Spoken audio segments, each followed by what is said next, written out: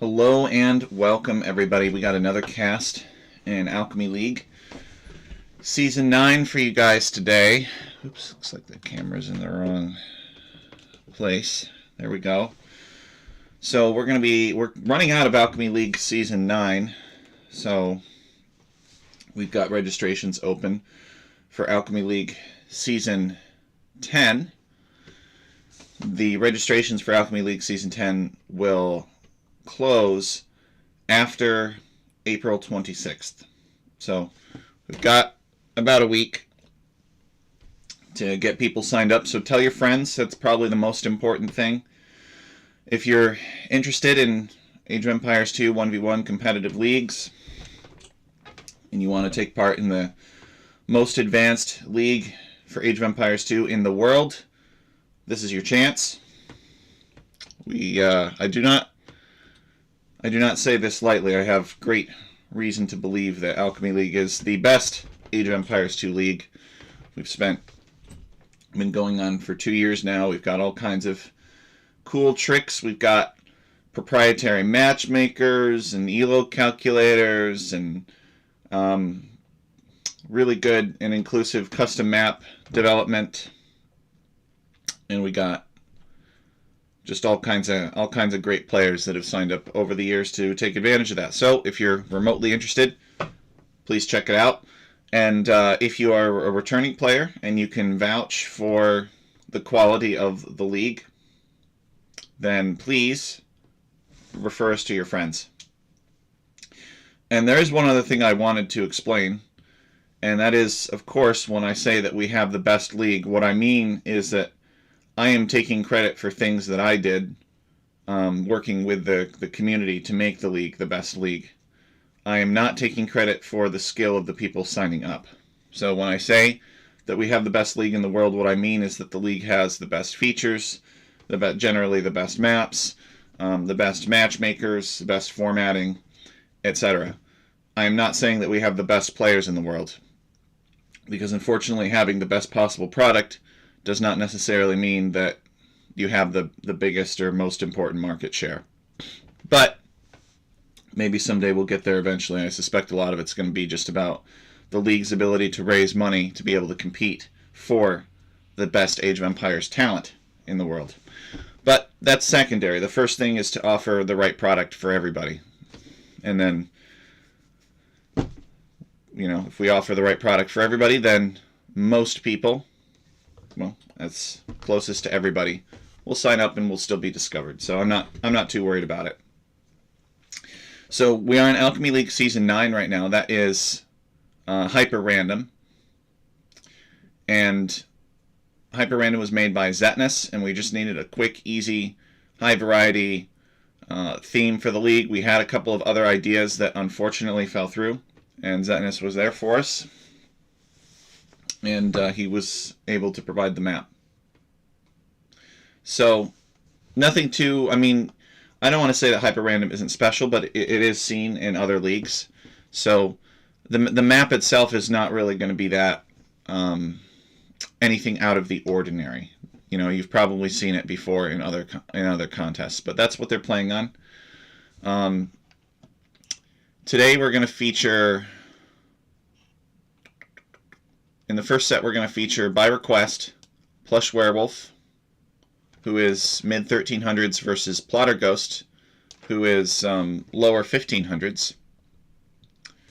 And then in the second set, we will feature Hyder,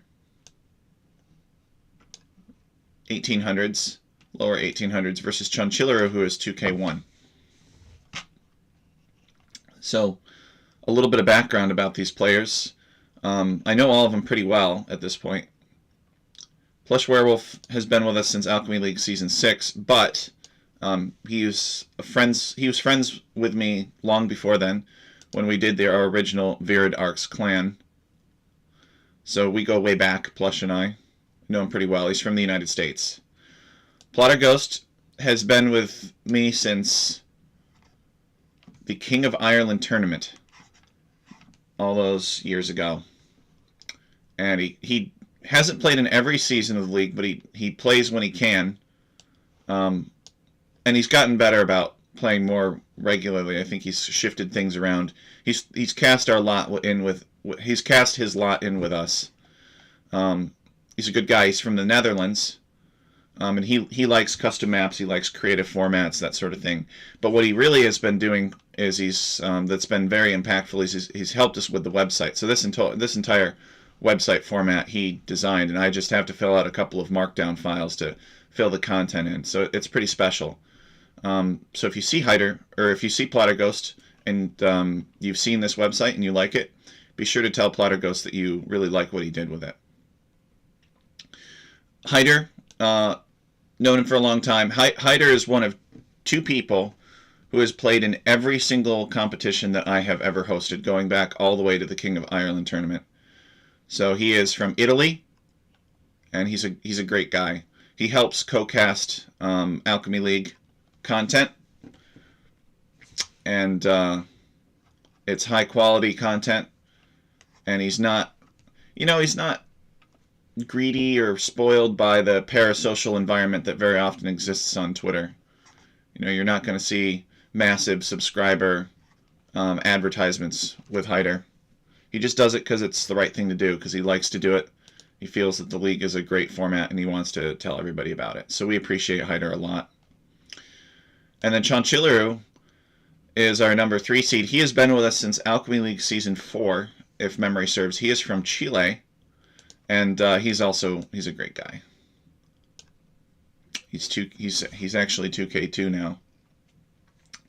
So what more can I say about Chonchilaru? I think he likes dogs, but Plush Werewolf also really likes dogs too.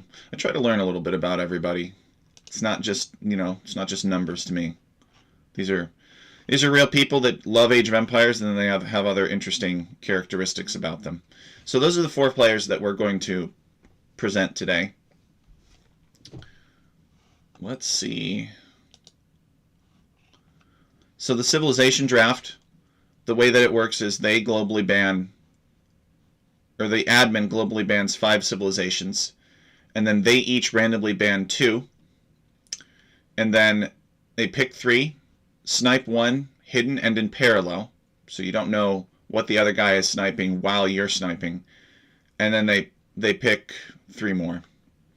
So the result of that draft has left Plotter Ghost with the option for Poles, Gurjaras, Turks, Vikings, and Tatars, whereas Plush Werewolf has been left with Saracens, Byzantines, Koreans, Vietnamese, and Japanese. And I think it's important to note that Plotter basically applied every time that Plotter could push a button, he basically pushed the random button, because he wanted to go in the spirit of Hyperrandom, which is big respect.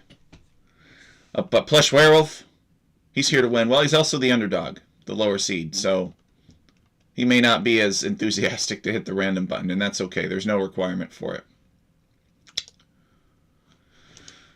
So now, we can load up the games. Plotter versus Plush Werewolf, Game 1. We'll load into that replay. Let me change the overlay here.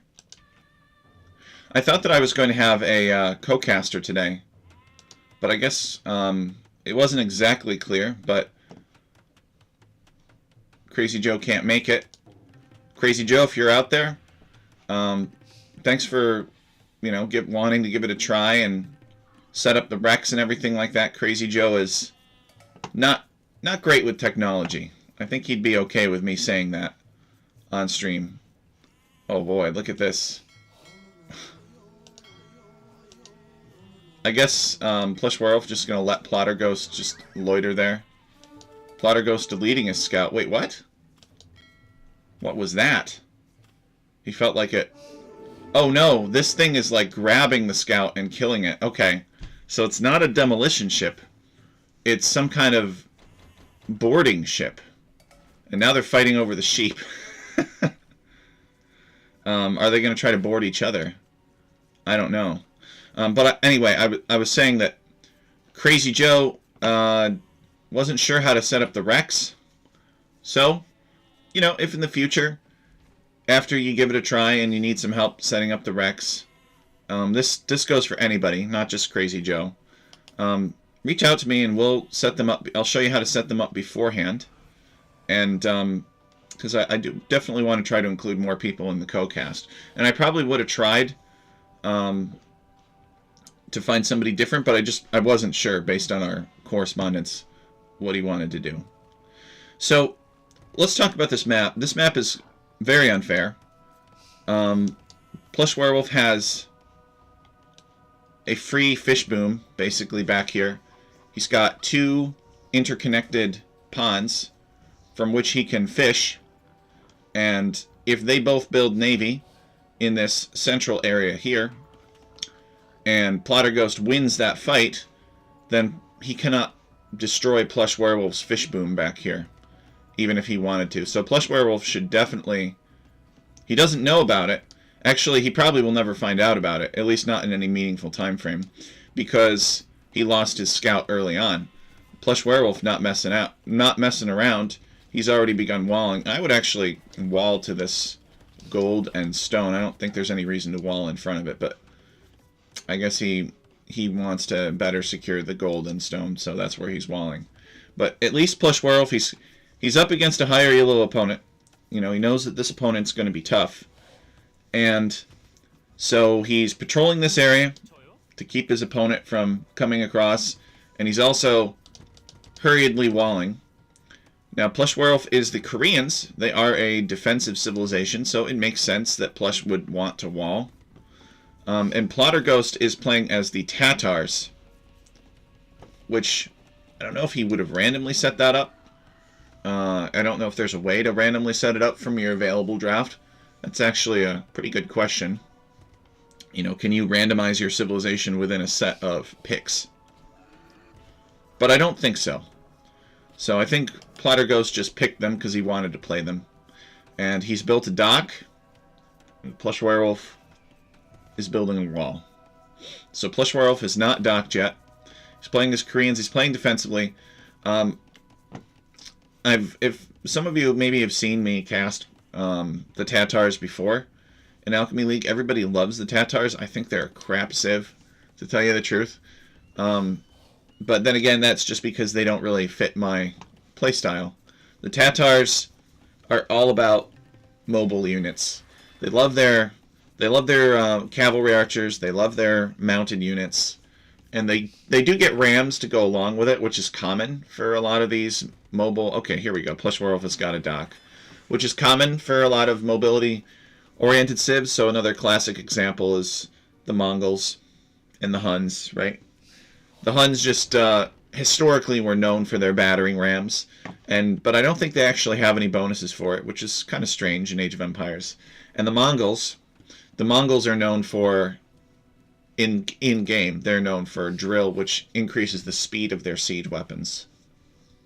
So Tatars are very much in the vein of those civilizations. The Koreans are different. The Koreans can't really project power very quickly across the map the way that Tatars can, but they have much better defenses and fortifications. And as Plush Werewolf ages up, you know, these towers that have been awarded to him randomly by the map, these towers will automatically... Actually, they're already keeps. But Koreans are good at keeps. So he has a lot of room to upgrade these. So given that they're keeps, probably not a lot of land aggression here, which is why Plotter did not wall this off. Plotter's like looking at all these keeps like, come on, man. What? You're not going to hurt me. I've got like 10 keeps surrounding my town. And keeps are very powerful. They have a lot of attack. They have a lot of health. So I don't really think that this wall is very necessary. But Plush, maybe Plush is building this because he doesn't want Plotter to sneak over here and build some stables in the back. We've seen some cheeky players do that before in Alchemy League. And Plush Werewolf building a dock on the other side now. So he's got this dock. And he's got 2 versus 1 docks.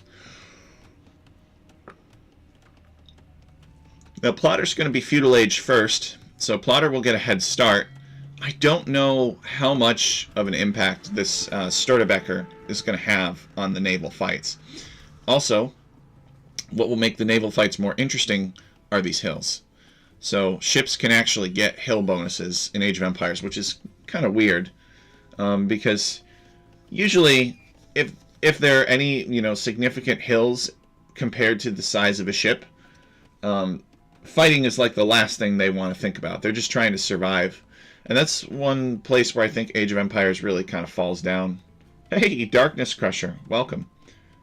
Ah, I know you by another name. Welcome, welcome. I know that name.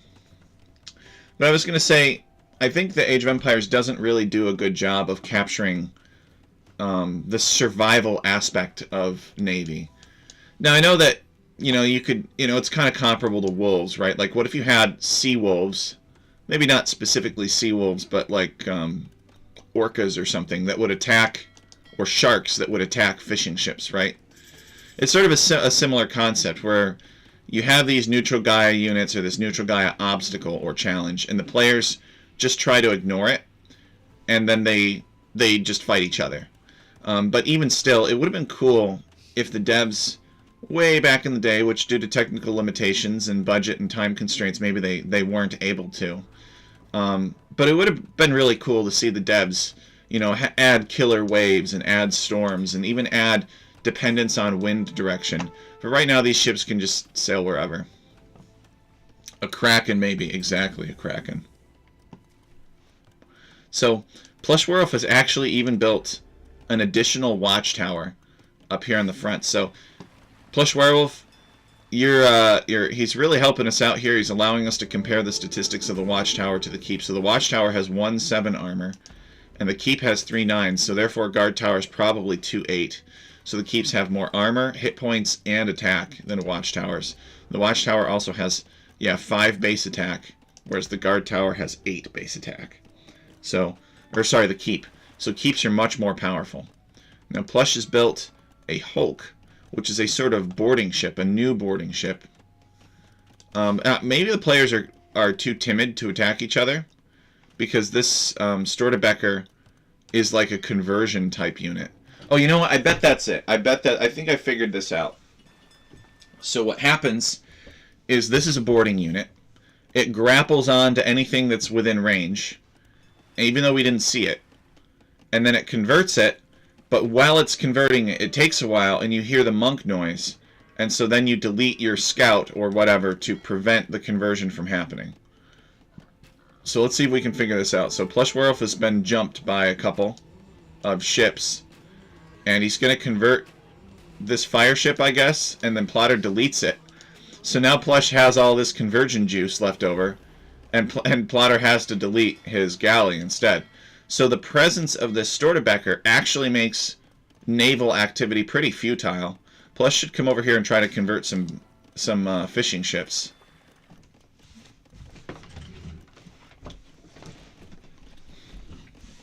Alright, he's sending his navy to challenge Plotterghost. Plotterghost hopping in the dock. Plush ganging up on this Stortebeker here. And I don't think Plotter's Stortebeker is going to survive. He's running away. He's maybe going to try to repair it, but no, it blows up. Alright, so Plush has actually definitively won water. And it's going to be very hard for Plotter to come back unless he can snipe this Stortebeker unit. Forteriger says, seems like the monk on that ship prays to Poseidon. I would agree with that. I think that's quite likely. Exactly. Poseidon is exactly the guy that you want to pray to on a water map. Even though water maps are pretty simple and there's not much going on. I also like how Plush Werewolf has built buildings, out here, just to make sure that he monitors his opponent. We changed the point of view here. This gives him some good vision in this area, so he'll know, for the most part, if Plotter comes and tries to land him.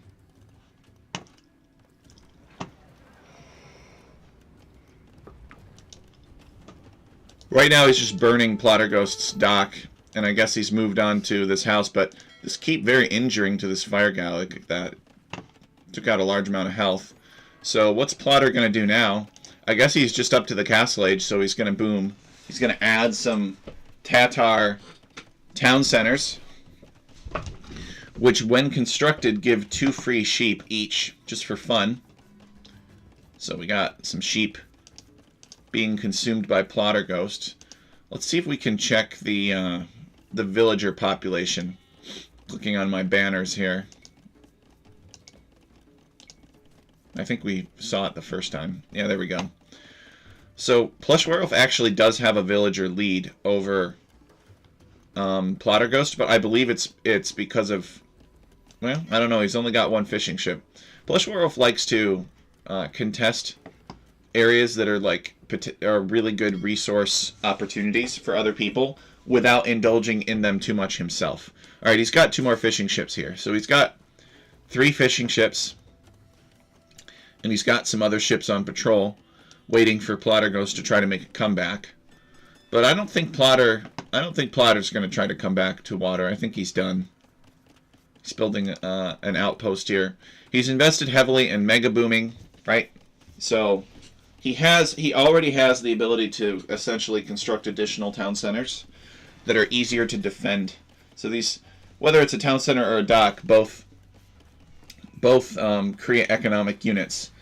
But the economic units created from these town centers, while the town centers are more expensive, the economic units are themselves slightly cheaper and more versatile. Can collect any type of resource, and these town centers are safe from the ships. So Plush Werewolf is just getting Castle Age now, and he is going to build a castle. So Plush is playing it aggressively. I don't see any other town centers from Plush. It doesn't look like Plush Werewolf wants to boom right now. I think oh wait, say that there's another town center here. He's going to add 1 other town center. But I think we're going to see heavy war wagon investment from Plush Werewolf.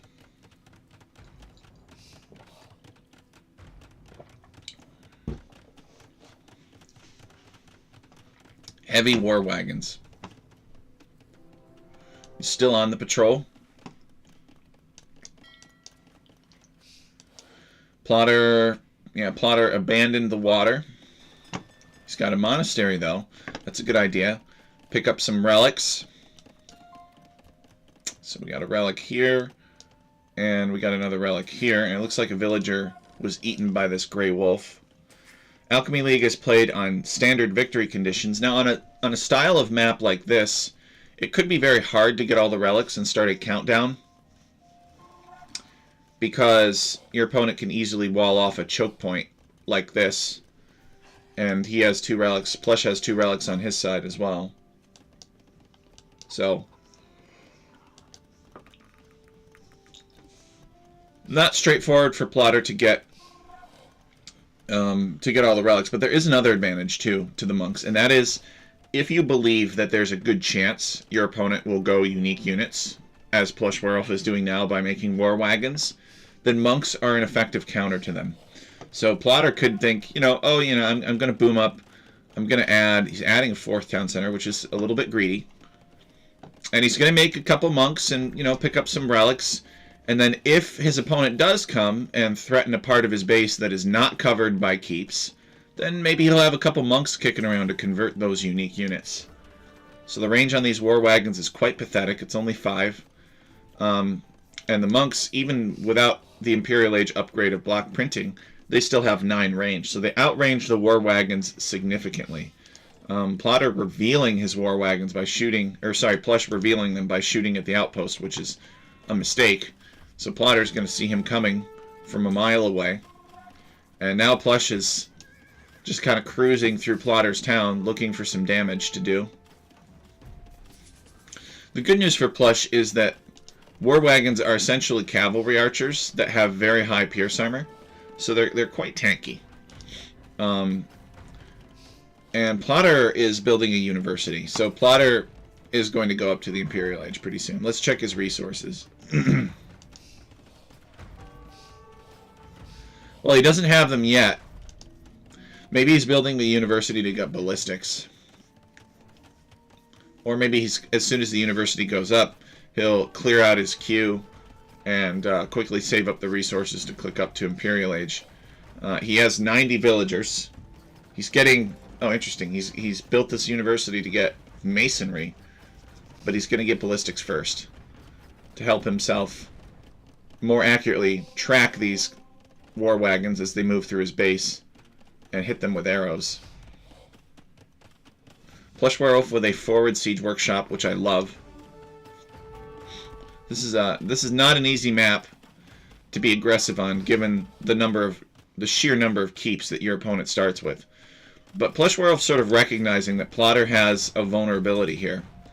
Plotter, he's built a town center and he's built a university, and he has a bunch of villagers, 13 villagers, that are not really within the protection of the keep circle. So this is a sort of liability.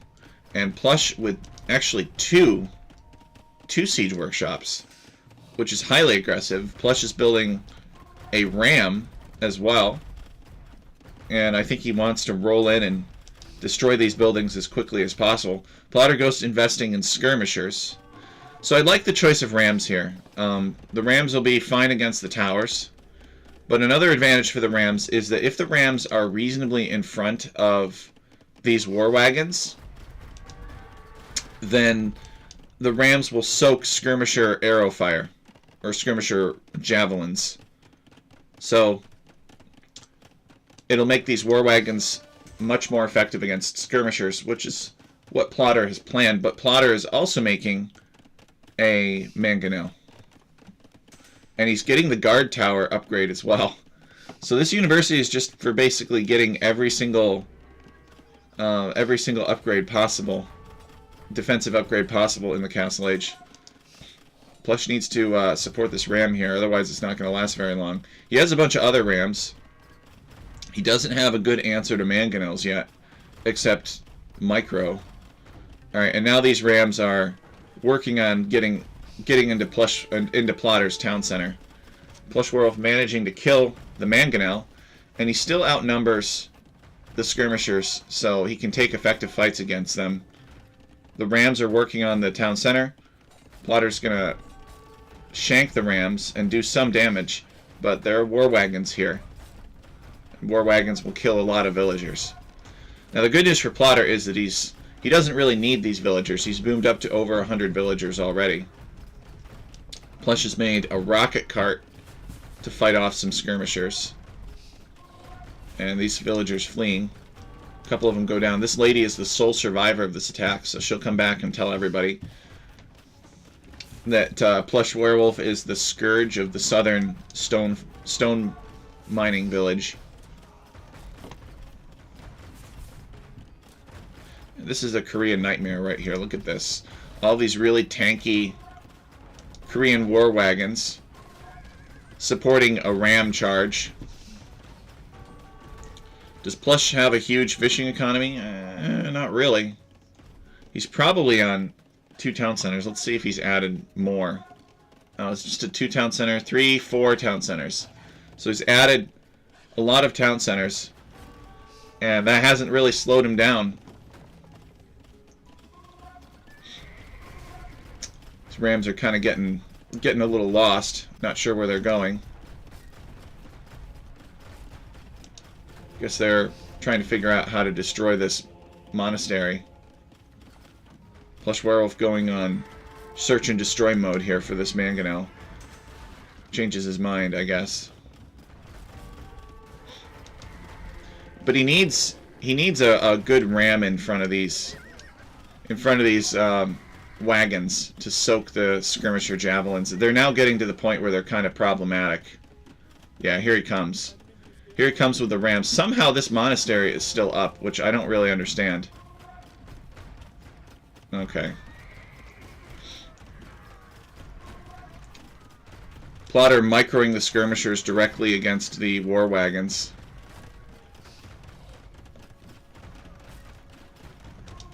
And the monastery does go down. Plotter has three mangonels here, which could flatten these rams pretty decisively. Plush is adding another castle. This one in a very aggressive position. And Plotter has made Keshiks as well. The Keshiks don't have any armor. Plotter's skirmishers are armored. He's gotten the upgrades for that. And he's building a defensive castle on this town center. I don't know if this castle could go up. Seems like there are too many units here. Plushwerwolf with a rocket cart. He's trying to snipe Plotter's mangonels. And Plotter clown fishing in and out of this town center to get this castle built. A bunch of villagers get hit by some rockets. That's very painful. Mangonel goes down. So Plushwerwolf with the pretty effective trades with the rocket carts, I would say. This is a costly castle, but I think Plotter will build it. Forteriger says Fire Lancer would be nice here. Fire Lancers. You mean to go with the Rams? They could be good, but I don't know how many Keshiks Plush is really making or Plotter's making if it's... I'm assuming you're recommending the Fire Lancer for killing Keshiks, but I don't really understand the Fire Lancers so well. So I don't really know. I do know that these war wagons have pretty good damage output for the Castle Age, and they're backed by a lot of siege weapons. And this keep is firing at these rocket carts. The rocket carts are just pouring rockets into the keep. Is the keep going to stay up, actually? So, it's now a contest of Imperial Age. Plushwerwolf is already Imperial Age, and Plotterghost is going Imperial Age. They are quite good against skirms, too. Really? I thought that skirmishers countered, you know, the halberdier line, but then again, Fire Lancers are kind of their own line, so that could be why they're good against them. So this keep manages to stay up. Imagine if these keeps weren't here. This attack from Plush would be a lot more devastating. So Plotterghost is nearly Imperial Age. He's getting cavalry upgrades. He has a generous amount of resources, but he doesn't have as many resources probably as he wants. He's still well over 100 villagers. So the thing that Plush got out of this attack was map control. Now, I don't know if Plush can actually see Plotter going out to stone there. He cannot. If he could see it, he would definitely try to shut it down. So he is instead dutifully making trebuchets, and he's pumping the siege engines against Plotterghost's castle. So Plotterghost is going to have to repair it. The good news for Plotter is that he has access to stone. Plushwerwolf came here, but he didn't stay. Plushwerwolf has turned his attention elsewhere, which I think is somewhat of a mistake. Plush should probably keep something over here, just to make sure Plotter doesn't come around and take these resources. Alright, so we have a Keshik charge. The Keshiks are going to try and snipe some siege engines and slow down Plushwerwolf's advance. And they do manage to get one trebuchet before perishing themselves. Plotter has also gotten a trebuchet out, and he is knocking on the door here. He's going to knock down this castle. Both castles will fall. Plush is not repairing this forward castle. And Plotter building another castle a little bit further behind. So Plushwerwolf looks like he just got heavy rocket cart. So these are the Korean equivalent of onagers. And these are going to be pretty bad against all these skirmishers. Not bad as in bad, but bad as in actually quite good. It's going to be bad for Plotterghost. These heavy rocket carts are just going to flatten everything. And you can see that these skirmishers are tucking their tails between their legs and running on home. They got wiped out pretty decisively. So Plushwerwolf did not commit to this castle, which is a choice. He'd rather build it at home. Use the stone to build a new castle at home. And he's got these war wagons, he's got heavy rocket carts, and really, what do you need more than that combination? The war wagons have decent attack versus melee units and cavalry and stuff, and their main counter is skirmishers, and that's what the heavy rocket carts are for. And I would imagine that he's... maybe he hasn't already, but he should get siege engineers to improve the heavy rocket carts' range. It looks like he got Shin Kichon, rocket carts and turtle ships +1 range, and they fire additional rockets. So that makes them even more devastating versus skirmishers. But he really needs to not... Yeah, let's see. I think he's pulling his trebuchets back. No, he's sending them forward. That pack-up was a mistake. And these... Oh, okay, I see. So he rolled forward with his rocket carts and sniped these trebuchets with them. And now he's trying to keep his own trebuchets alive through the flood of fire lancers here. Plotter has set a gather point, and he's trying to focus down these trebuchets and save his castles. This castle just needs one more shot to die, and I think that it will. Oh no, he saves it. Wow, that's incredible. Big bada boom, exactly. All right, so Plush Werewolf's advances have been rebuffed by Plotter Ghost. The skirmishers are still slinging the war wagons, and not in a supportive way, but in a defeating way. Now the good news is Plush Werewolf hasn't taken too much damage, right? He's still got 2 castles. He got a bunch of really great techs for the Koreans. He's making cannon galleons. Oh, now that's interesting. That could be quite annoying for Plotter to deal with. The cannon galleons could flatten a lot of Plotter's coastal architecture. They could probably even reach this castle once upgraded to elite cannon galleon. Plotter coming back, or Plush coming back to be annoying on Plotter again. He's going to drop another castle, which I think is maybe not a good idea because Plotter has siege engines here still. So Plush Werewolf just regrouping. And these are finally elite war wagons. You can tell they're elite because they have spikes on the top, much like the turtle ships. They're basically a rolling turtle ship. It's a big theme with the Koreans. They're basically just like, oh, we're going to build a big armored box, and then give that box very small windows that are hard to shoot through, and then we're going to roll or sail into combat with that box. And we're going to fight you that way. So Plush has built a castle more or less in the same spot, and the war wagons are going to focus down this trebuchet. Now, Plotter could always make more of them. He's got 3 more castles. But let's check Plotter's resources. He's getting iron casting. He's queuing up a few more mangonels. Forteriger says, that was expensive for Plush. Needs some kind of meat shield to protect the siege. I agree. Doesn't have a good meat shield to protect the siege, unless that meat shield is rams. And then in that case, the siege are protecting themselves. Plotter managing to get this castle up, and this castle ranging Plush's repair villagers. So that means this castle is basically doomed. And Plush Werewolf, I think, is going to get pushed back again. He's got a cannon galleon here, and he's working on Plotter's castle. Plotter may choose to dock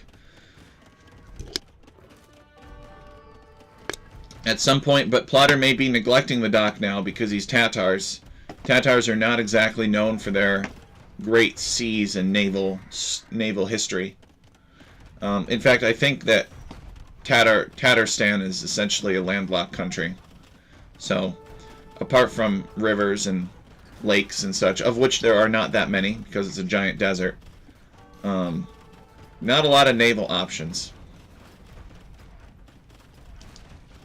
So this castle, yeah, this castle's unsalvageable. Plotter working on it with some trebuchets, so Plush is just going to focus on this castle instead. He's been playing very aggressively. I'm also wondering what technologies Plush Werewolf is getting, if he hasn't gotten them already. He's getting elite cannon galleon, and he's going into pikemen. So Plush building some pikemen here to help him out with the Keshiks, I guess. Plotter building another castle for, I guess he's building 2 more castles for security. Plush has really been coming in here raiding him, huh? So luckily for Plotter, he has a lot of stone. He's actually adding another castle here. Wow. So Plotter adding 3 castles simultaneously to help keep his base protected.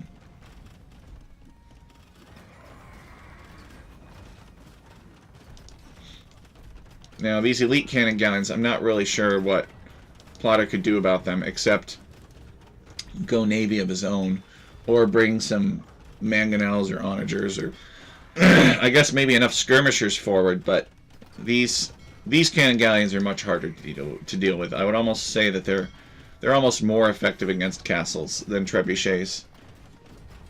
They got 15 plus 1 range. This trebuchet only has 1 more range than these cannon galleons. And these cannon galleons don't have to pack and unpack to move. 150 health, same as the trebuchet. The trebuchet has way more pierce armor.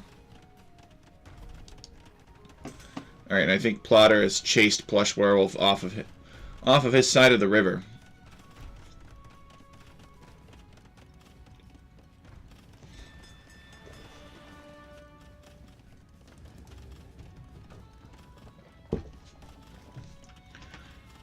Oh, that reminds me, I gotta change voice channels here.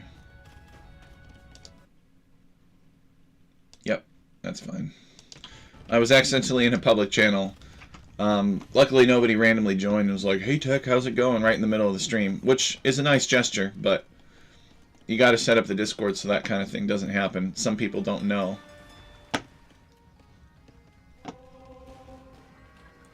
So these should be elite Keshiks by now. Nope, they're just Keshiks. Oh, the turtle ships! Well, I don't really know that the turtle ships are going to be able to range much of what Plotter Ghost has, but for securing a crossing like this, there's pretty much not a better option here. So are you guys surprised that we see turtle ships? Plush has got to be careful not to make too many of them. They're very expensive and slow, and it looks like they have some kind of charge attack as well. They only have 7 range, so they have short range cannons. And Plotter coming here and attacking this cannon galleon.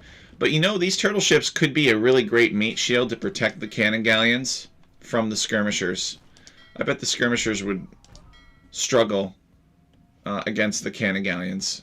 The cannon galleons would probably flatten them pretty decisively. Although it looks like Plotter's going to take down this cannon galleon here, Plush not realizing that it's in range. But Plush should totally go for, you know, all the tower upgrades and everything. And instead of building castles, he should just creep keeps across the map. Should, you know, come over here, build a single keep, and then build one a few tiles forward. Keep rolling up the siege. Use the navy to support it while it's in range. And just throttle Plotter Ghost's economy. Plotter Ghost is looking for a different win condition. He's coming here with some hussars. And he wants to run to the back of Plush's eco and raid. And Plush is like, alright, well, I'm not letting these through. So, actually, ironically, the splash damage from these turtle ships is what allows these hussars to get in. So Plush Werewolf is going to build some stone walls here. But the hussars are in, and this is going to be annoying to deal with, because Plush has all kinds of open, idle eco. The good news for Plush Werewolf is that he has fire lancers somewhere. Here they come. So he's got 14 fire lancers. But he has to evacuate his whole eco, so this was a good win for Plotter to do this hussar raid. It'll be annoying for Plush Werewolf to have to deal with that. But Plush Werewolf is kind of doing all the things that Koreans like to do. Aha! Here we go. So Plotter coming back on water. Going to take him some time. But he's got 4 docks here. Now Plush is able to see this. So he knows that Plotter is coming back on water, and he's sending his ships to deal with it immediately. We should also check and see if there are any hussars left. Nope, looks like Plush has killed them all. And he's going to add a barracks down here just for good measure, and some extra houses. So Plotter staging to do it again, but unfortunately for him, Plush Werewolf has walled this off. Plush has not walled this off. But he's not really trying as hard to wall this off because this is covered by a castle. So I don't know the story, but I think these fire lancers, because they have a pointy stick thing, they do get bonus damage against cavalry, although not as much as a halberdier. So Plotter attempting a siege and some damage against Plush Werewolf's castle, but, you know, it's Korean, so good luck with that. Very challenging. Plush Werewolf, wait a second. Plush Werewolf just, okay, he sees the other docks and he's attacking them. Plush Werewolf, he's building a castle here just to protect himself from landings in case Plotter decides to land him. I think that castle would be better a little bit to the left, and then it could maybe even range any docks that are built along the channel.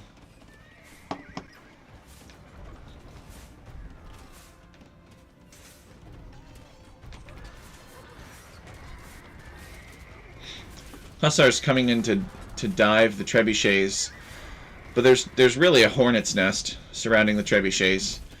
It's like the Queen Bee. You got all these fire lancers, you got all these big turtle ships. Tough for Plotter to close. But Plotter does have so many defenses. He's got these keeps left over from the start. He's got all of these castles. He's got a rolling farm economy. But he doesn't really have a unit that he can make against this. See, that's the problem with Tatars, is once your opponent has like a stable economy that can't be raided, if the map allows that. You know, Arabia, it's much harder to pull something like this off because it's basically got to be around your entire base and you can't have ships helping you. But if your opponent gets to this point, but many maps have something like this, and if your opponent gets to this point, you're pretty screwed. I mean, sure, you can make cavalry archers against fire lancers, but then Plush Werewolf will make more rocket carts, and it's just a slower, more deadly unit composition. The only drawback is that it's slow. So it's not the kind of thing that you make that can keep up with raids and big open maps and, you know, defending different portions of economy across the map. But it is something that will always, pretty much always win for equal gold investment in a confined fighting area, which is what they have here. Now, it looks like Plotter, I mean, he surprised us. He was able to surprise Plush Werewolf. He was able to make some fire ships. And Plush Werewolf has also made fire ships of his own. And Plotter launching a simultaneous land and sea fight here. And it, you know, it's working from the sense that Plush Werewolf's navy is tied up in fighting Plotter's navy. And Plush Werewolf's fire lancers are sort of on their own. Plush Werewolf's elite cannon galleons are fighting Plotter's cavalry archers, but the cavalry archers snipe the siege weapons. And now I think Plush Werewolf might find himself focusing these docks where his effort is. I don't think Plotter can come back on water. I think Plush has got too much, and he's the Koreans. But he can certainly make big distractions like this. And Plotter might get in and, you know, get some good value. He could potentially snipe reinforcements, or if he had just a few trebuchets, he might be able to take down this castle while Plush's navy is distracted. Now, does Plush know about this last dock? That would be funny if he didn't. No, he does know. Okay. He's got, I mean, he has this outpost here, right? This outpost is an all-seeing outpost. It's got really good vision in the Imperial Age. So he maybe was distracted, and that's why he didn't deal with it earlier. I'd love to see somebody build a wonder. Plush Werewolf doesn't have the stone to build a wonder. Does Plotter Ghost have the stone to build a wonder? No, he does not. But he does have the resources to get something. I think it's Elite Keshik.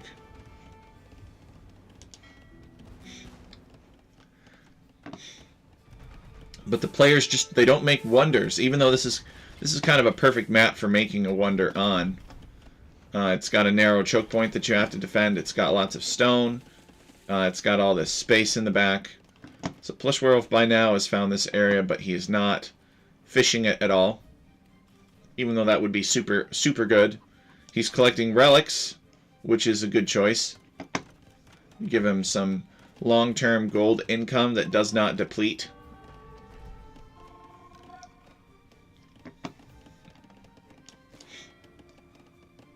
Okay, and we got this area cleared out for Plush Werewolf. So while that happened, I think Plotter was rebuilding his land military. He's building this really oppressive cavalry archer mass with the silk, with like the silk armor technology or something that gives the cavalry archers extra armor. Because that's the Tatar thing. They're cavalry archers, and I think hussars as well. Yeah, 2+5. So they have an extra pierce armor. Is it that big of a deal? I'm not sure, but maybe it helps a little bit. Plush rushing to protect this castle. Plotter keeps pivoting between the different sides. And I don't really know what Plush is up to. It seems like he's just reacting to Plotter Ghost attacking in different places. He's getting the Elite Skirmisher upgrade. Koreans. And, alright, so here are the Elite Cavalry Archers for Plotter Ghost. Plush Werewolf sniping the Trebuchet and then finishing repairs on this castle. And then I guess he has to destroy these docks. But while he's destroying these docks, he keeps these fire ships patrolling down here to ensure that Plotter doesn't rebuild on this side. And Plotter is thinking about exactly that. He's got villagers headed down this way. The fire ships are going to see them and attack them. Or attack the dock itself.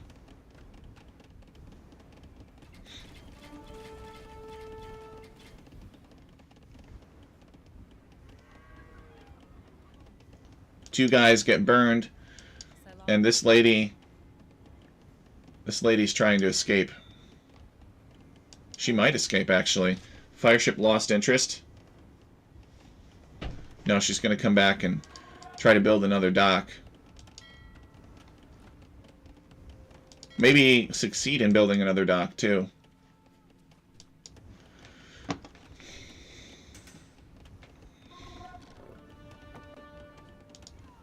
Alright, nope. They just managed to stop it.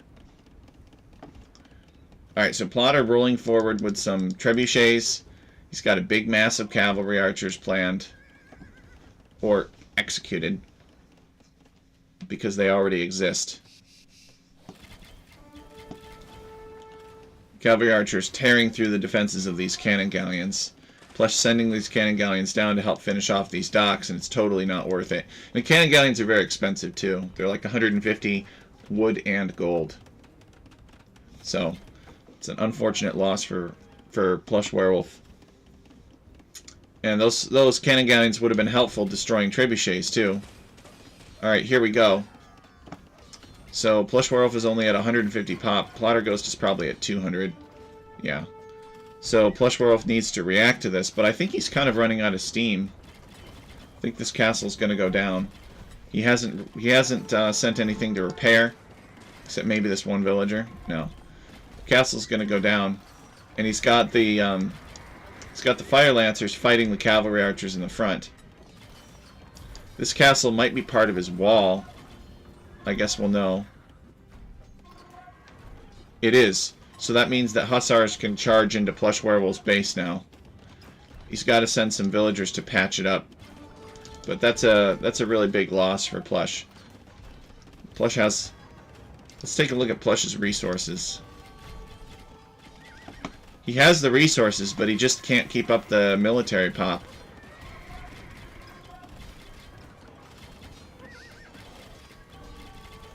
A big trash war here.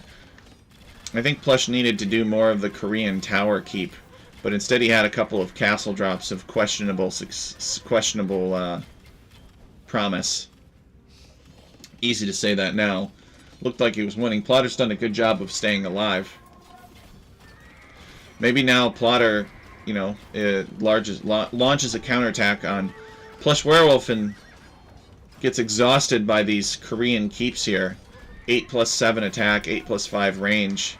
Even the Tatar hussars are not going to last very long against this. This other castle will be destroyed, limiting Plush Werewolf's ability to make trebuchets, because I think that's his only castle left. Maybe he's got one more. Oh yeah, that's right. He saved this castle up here. So he does have another castle, but I don't really think he needs castles or castle units right now. I think he just needs bodies. So Plush is boomed back up to the population limit, and this is going to help him. I don't know what his bottleneck was before. It could have been the high cost of ships. He needs to build a house, actually. He could support 5 more population if he built a house. He's got halberdier, and he's got skirmisher, and he actually manages to push Plotter Ghost back, which is kind of hard to believe, because he was strapped for military population earlier. All right, Plush Werewolf building a bunch of houses here. This isn't as much an answer to the pop cap, given how many houses there are, as it is a sort of funnel to drive enemy raids in toward his keeps, in toward a choke point where his units can cut them off.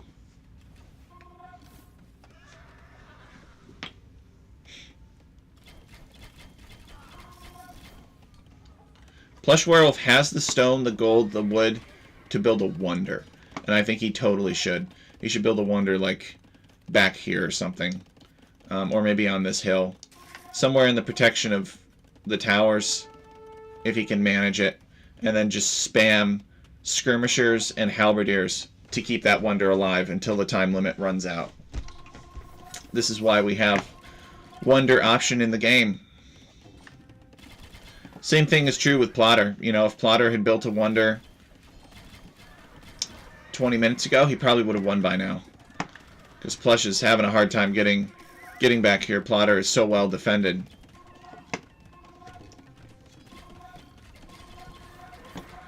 But they're both just kind of microing their armies, trying to keep units away from the enemy unit that counters them.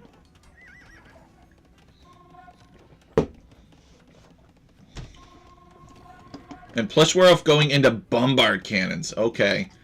Well, bombard cannons are a big investment, but they could pay off. Let's see, these bombard cannons have siege engineers.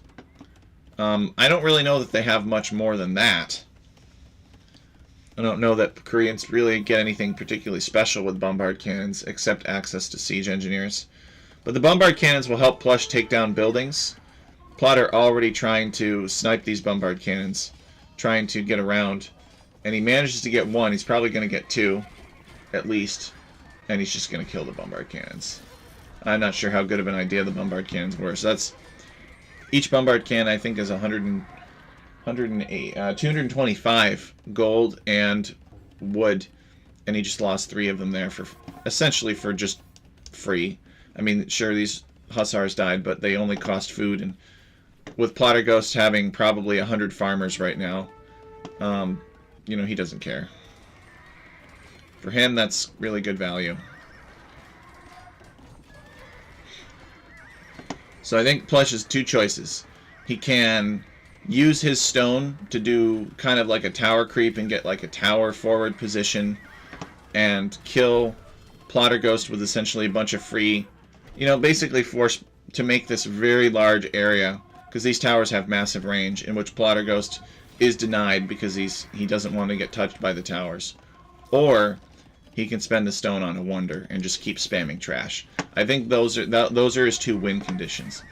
Plotter's win conditions are to either build a wonder and keep spamming hussars and skirmishers and you know, other trash. He's got cavalry archers here. I guess he could keep microing them because he's already spent the gold. What is Plotter's other win condition? Maybe take water, but Plush is watching the water, so he could have a very hard time. So I actually think Plotter has fewer win conditions than Plush Werewolf does. Maybe Plotter could, you know, just wear Plush Werewolf down, but these are all just trash units, so I don't think Plush cares too much about losing them. He just replaces them in a big stream.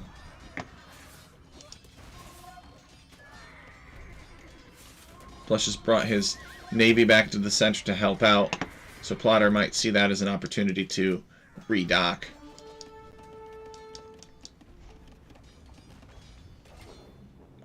And Plush Werewolf calling the GG. So Plotter's other win condition is just wearing Plush Werewolf out. Plush Werewolf calling the GG. Did he run out of wood?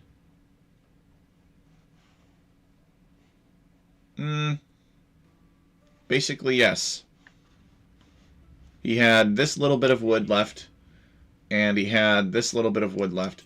I still think that's enough wood for a wonder. I think he could have and should have built a wonder. I don't know if Plush Werewolf chewed through the wood faster than Plotter Ghost did, because he made more wood-intensive units. But he tried a bunch of things and he couldn't kill Plotter Ghost.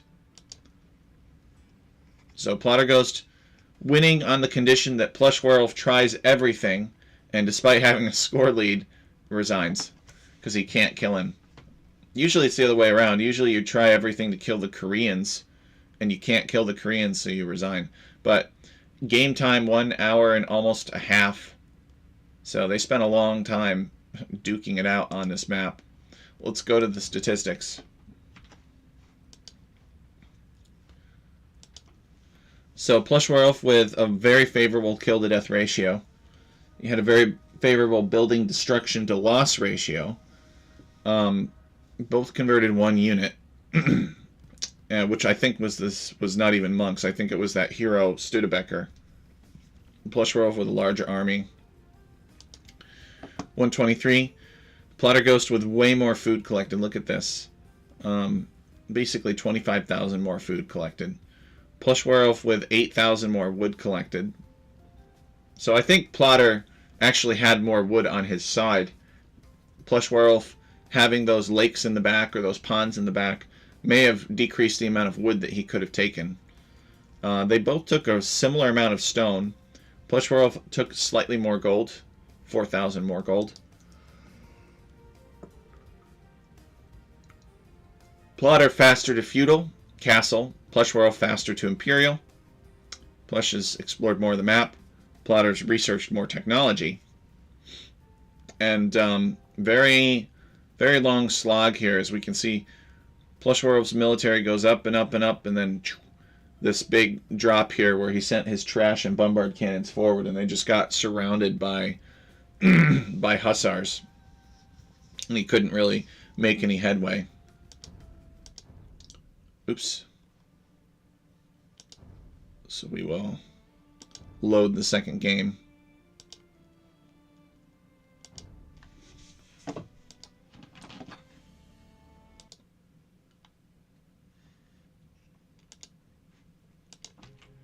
All right. One sec. Let me uncheck the fog of war. So game 2, Hyperrandom.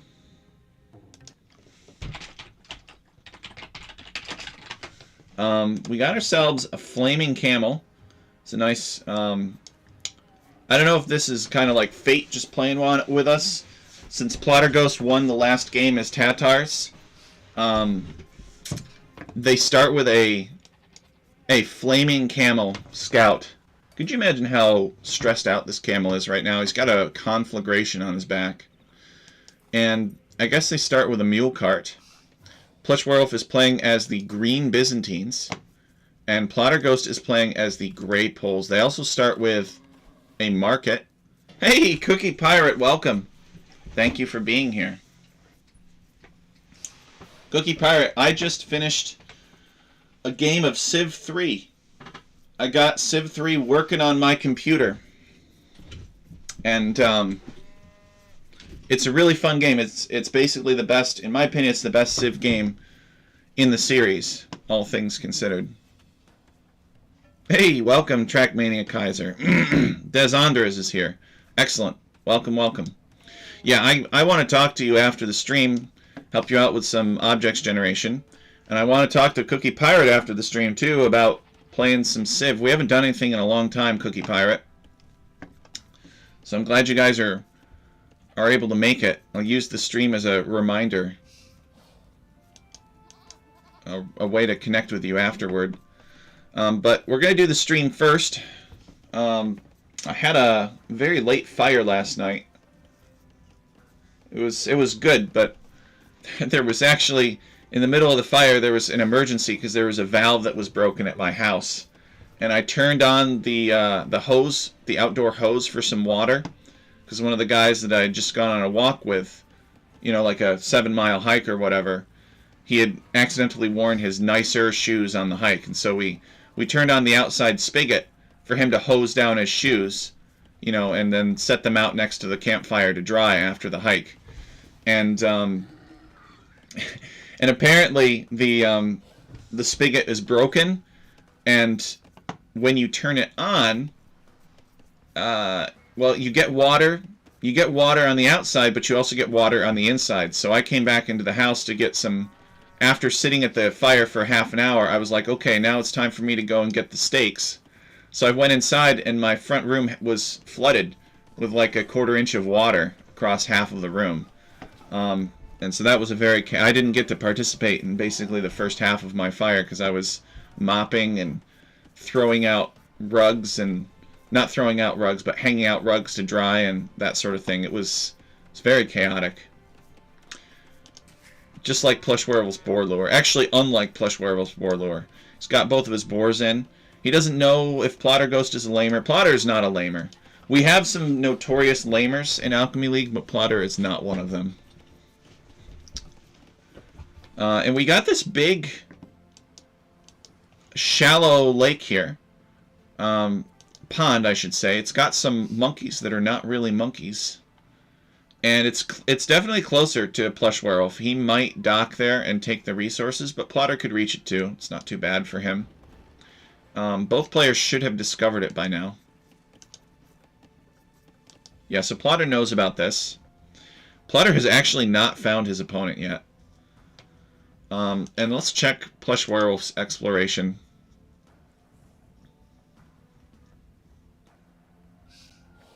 So, Plush Werewolf knows about the pond, but he does not know where Plotter Ghost is yet. So both players have found the pond at least, but they have not found each other.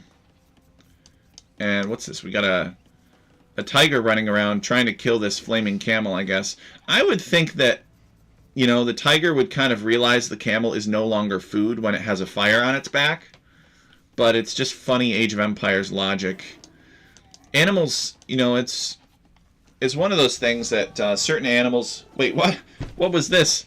Plotter Ghost, okay, he explodes on the villagers to injure them, hoping that the tiger will finish them off, but Plush Werewolf was ready, and he just fights off the tiger. That's pretty impressive. Like, imagine a flaming camel running to over to your farm, or to some berries that you were picking with some friends and blowing up, and then you see a tiger come out of the woods and start attacking one of you. And then the three of you team up together and fight off the tiger. That's some really good teamwork there from the Plush Werewolf berry picking community. Alright, Plush Werewolf finds Plotter Ghost, trying to get at those villagers. He actually destroys this house, which wastes a little bit of wood. That was probably the best option for him. The only better option would have been to destroy both house foundations with the flaming camel. Just because you're probably not going to kill the villagers.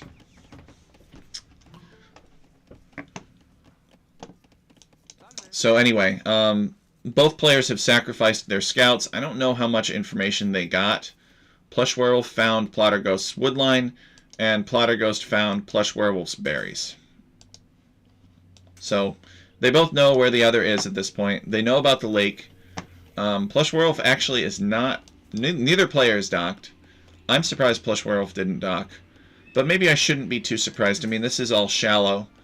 So it's much easier to threaten fishing ships using this lake.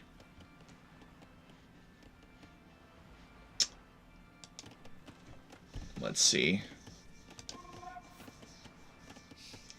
A stable from Plush Werewolf, the classic Byzantines Scout Rush. 21 and 22 pop. They're both going mirror scouts, I think. Byzantines don't get any eco upgrades. I've gone Byzantine scouts many times before. Byzantines are my favorite civilization. Love them. They're fantastic. They don't get any advantages for a scout rush. But if you can do the scout rush, and you don't have to win it, but at least you can sort of survive it. If you can do the scout rush and survive until the Castle Age, as Byzantines, you can add like 3 more stables, and you can just pump out just like 40 camels. It's amazing. It's like Imperial Age. It's like post-Imperial Age boom volumes of military, but on a single town center in the early Castle Age. So it's actually quite powerful. Plush needs to garrison this town center and get some free shots. He's got a spearman here getting free shots on his scouts, which is pretty unfortunate for Plush. He's kind of a little bit frazzled, I think. Plotter made this spearman and sent it forward to pretty much assure that Plush would always, or that he would always win the scout fight and Plush would always lose. Alright, Plush has some scouts here, but again, not really any eco bonuses, so it's going to be hard for him to match Plotter's numbers. Plush is maybe looking at the a hole in the wall up here. I think he plugged it with this palisade. Now, Plush has made a cheaper spearman. Byzantine spearmen are cheaper, all other things being equal. And the map starts you with a mule cart, so I guess that's kind of a an economic bonus. Plush Werewolf with Byzantine free town watch. He sees these scouts curving around. Is he going to quick wall this? I don't think so. Not reacting fast enough, microing his own scouts. Luckily, there is a spearman in here. And the spearman deters these scouts. Plotter doesn't want to take too much free damage. Now, the nice thing about going up against the poles is that these full works are very often, you know, not fully covered by the town center. So sometimes you can get a good, you can punish the poles. Plotter needs to now wall here and kind of link this gap. But he could actually wall right here, or he could wall here and have a very secure wood line that's not rangeable by archers. Plush Werewolf coming around this way. He's going to try and get in through the back. So both players kind of scout rushed each other. I don't know that anybody got any kills. I didn't see any kills. Maybe this is going to be the first kill. Nope. Plotter could have probably dived this and gotten a kill, but he's afraid of this spearman. Plotter being... It's good being a scout in Plotter... Oh, there's a hole here. Alright. It's good being a scout in Plotter Ghost's army, because he takes care of you. He does not order you to your death. And that's something to be respected. But eventually, I think Plotter is going to order some scouts to their death, unless he plans on upgrading them in the next age, and investing heavily into them. Okay, here we go. Plotter realizing this is open and better wall this up. Maybe he just explored this gap now. Maybe he thought that the forest went to the cliff. Forests very, very seldom go to cliffs, actually. They're kind of placed to avoid them. It's somewhat inherent in the random map script.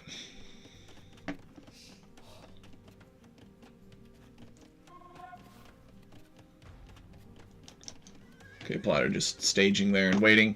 Plush Werewolf tried to get in. Failed. Plotter just walling behind the house. I don't really know that the scouts accomplished very much, except to prevent a total surrender of the map. You know, to at least keep a decent scouts eco alive. Both these players are going to get to the Castle Age with a good scouts eco. Plotter's got Castle Age queued up. Plush Werewolf is close to clicking. And yeah, he's just clicked now. So Plotter's going to be up just a few seconds before Plush Werewolf. And Plush Werewolf looks like he's transitioned more heavily to gold. I think he's going to go into camels. At least I sure hope he does. That would be really fun. He could do something retarded and make cataphracts. I should be nice, actually. I mean, cataphracts are a good unit, but the thing is, don't make them in Castle Age. They're expensive. They're really only good against infantry.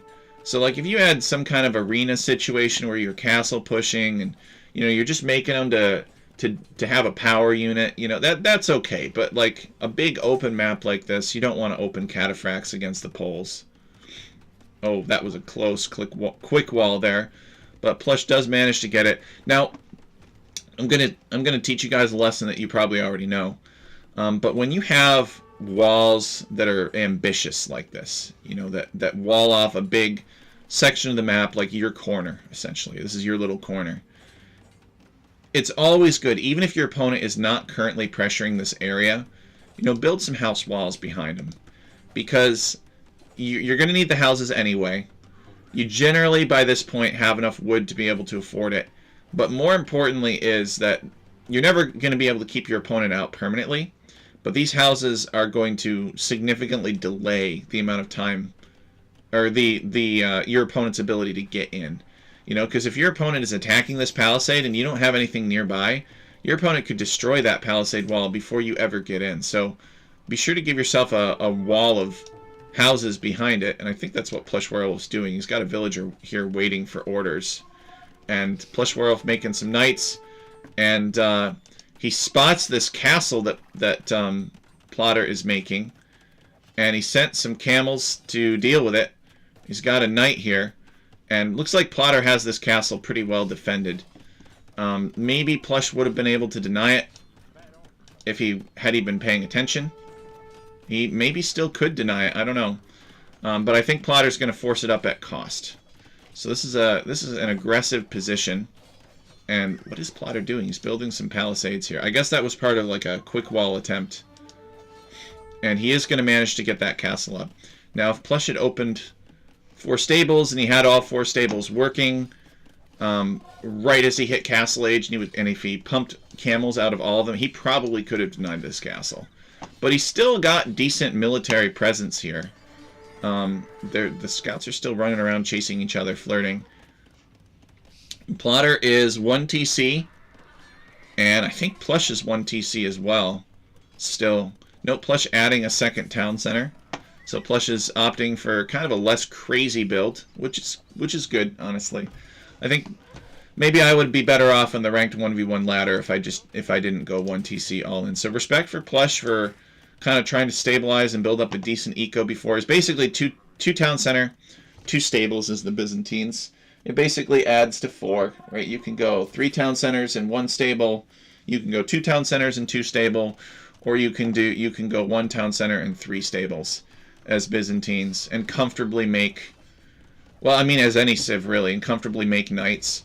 It's just Byzantines have the very unique situation where they could go 1 town center and 4 stable, and it's just insane. I love doing it. But Plush has taken a more reasonable approach here. The knights are tankier. They have better pierce armor. They're gonna absorb arrow fire from the town center better. They're not as good against monks because there are fewer of them. But they have more attack against their counters, so they'll be more likely to clear out spearmen. They'll be better at killing villagers. And Plush has a decent army here. I wish that he would find this town center. And I wish that Plotter would... Well, what does Plotter need to do? Let's check Plotter's point of view. I don't want to be all pro-Plush, the whole cast. So Plotter's making some knights. And he's got a monk here. He's doing the right things. I think monk defense is pretty effective. Plush chiseling his way through this palisade because it was open because there was no house here. And now Plotter has to abandon this gold. He's going to send some knights back to deal with it, but he's outnumbered.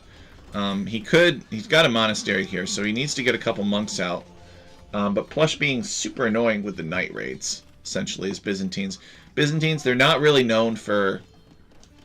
You know, they're not really known for their knights. They're not really a knight civilization, but they can make them.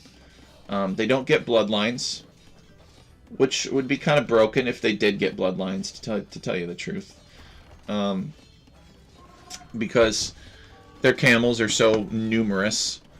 But if you got bloodlines, then that would be... These would be normal knights, so they're not going to be normal knights. But Plotter hasn't gotten bloodlines. Actually, he just got it, looks like. So he's got 120 health to Plush Werewolf's 100 health. But I was going to say, missing bloodlines is a very needed nerf for Byzantines. I would like to see Byzantines get free cavaliers. I think you'd see more Byzantine Knight Rush knight play if they got free cavalier. Seems fair to me. What do you guys think about that? Maybe the Byzantines don't need a buff. But you don't really ever see the Byzantines go aggressive knight play like this. But it's legitimate, not because the knights are good, but because you can very easily mix in some cheap camels to deal with if your opponent responds by making lots of knights, which generally you do. You don't want to have pikemen running around. They're harder on the eco. Because in the numbers that you need, they chew up a lot of wood. Slows down your ability to build farms and town centers and other buildings. And you can see that Plush is starting to mix in a camel or two. I wish he'd add another stable, which he is. And there I go again, wishing well on Plush Werewolf. Maybe it's because Plotterghost won the last game. Maybe it's because I'm biased toward the Byzantines. Plotter, if you're watching this, I'm sorry, man. I know you've done a lot for me, but I just love the Byzantines. So I'm kind of cheering for them this game. And I'm trying not to. So this is a smart castle. I like this castle from Plotterghost. He's like, all right, I'm tired of dealing with these knights from Plush Werewolf. The camels are starting to get out of control. So it's either this castle or make a bunch of pikemen. But he doesn't get the castle up in time. And the knights and the camels tear down this market, and he's in on the base. The castle is here, but still, it's very annoying to deal with. Now I think we're going to have a big knight fight here. Nope, Plotter doesn't commit to it. He pulls back. And Plush pulls back because he doesn't want to fight under the castle. And Plush finally respecting this castle. Or not finally respecting the castle. He's always respected the castle. But he's finally respecting Plotter's base. Because it has a castle in it. Now, Poles have a unique economic bonus where if they take stone, they get gold at the same time. So that's why these Poles seem to have so much stone. It's because they're actually collecting it. The difference is that while collecting that stone, they're getting the gold that they need to make knights. And we're seeing some barracks start to come down.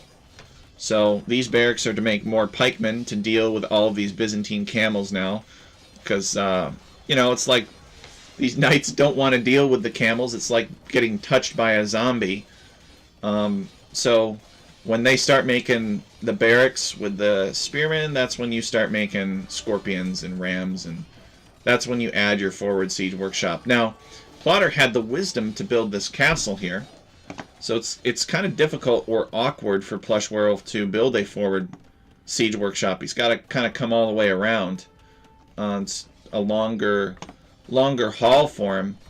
Plush Werewolf in here with a lot of cavalry, basically 30 to 31 cavalry units, and he's still only on 2 town centers. And he added the 3rd stable when he had the ability to, once his 2 TC eco was stabilized.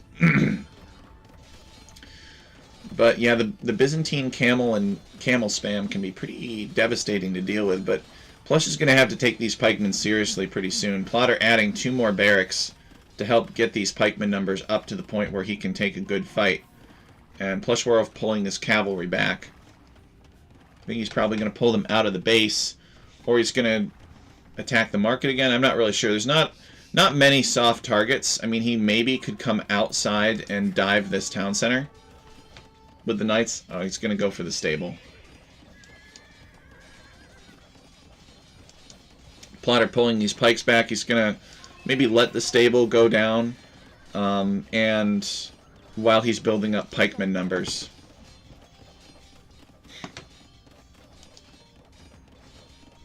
I think he wants to attack the stable from this angle because he doesn't want the town center firing at him, even though the town center is probably not that bad.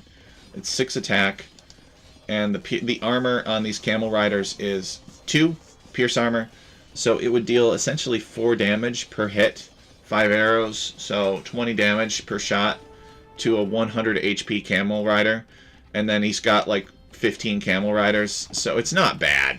He could probably fight under this, but if there were a big ball of pikemen, it would be harder. So I would not fight this, and yeah, he's gonna pull back. He could dive this town center if these pikemen weren't here, but with the pikemen, he can't do both. He could either fight the pikemen or he could fight the town center. He chooses not to engage. He's gonna actually go for this castle. It looks like he's making rams at home, and he's got some cavalry units that he's just created, which I guess have maybe a gather point up here. But he's got a lot of military. I wonder if there's any way to see the military count. Yeah, there is right here. So 45 military for Plush Werewolf at this stage in the Castle Age is pretty good. It could be better. He could have like 70 to 80 military by now, but remember, guys, that Plush has chosen a more balanced eco approach. So he has 61 villagers and 48 military, and Plotter Ghost has 79 villagers and 20 military, essentially. So Plush could have 70 military, but then he'd probably only have 40 to 50 villagers. Maybe closer to 50. Alright, so here come the Rams to charge the castle. So this castle should be pretty toast. Plush could make some obuks. Or sorry, Plotter could make some obuks to deal with this. And it looks like he is creating some obuks. But he has so much cavalry here that it doesn't really matter if they're countered by the pikemen. He could still fight this and still get that castle down. And I think that's what he plans on doing. He's just like, I outnumber you so badly that I'm just going to fight here. Even though you're making a unit that counters everything I'm making. I just have so much of it. That, yeah, the castle goes down. And let's check Plush's military numbers after that engagement. You know, he lost a quarter of it. You know, it was not trivial. But Plotter lost this castle on the hill in this forward position. And now Plush is rolling forward with some rams. Plush needs to make some scorpions, because this number of pikemen is just getting out of control. Actually, he could make cataphract at this point. Hey, Cookie Pirate. Yes, it is nice to see some Polish action. Poles are a great civ. But Plush Werewolf doesn't have a castle. So this is actually where it would be appropriate to start making cataphracts, right? You've gotten so many camels and knights on the field that your opponent has basically gone 4 barracks, pumping out pikemen. That's where it becomes cost effective to go into. You don't want to open the cataphracts, but you could make cataphracts as like an answer to this. I don't know that Plush really needs to push this just yet, but he's chosen to do so. Maybe so that he can sneak up this castle. And now he's going to start making cataphracts. So we switch over to Plush Werewolf's point of view. And he actually does have 1 scorpion.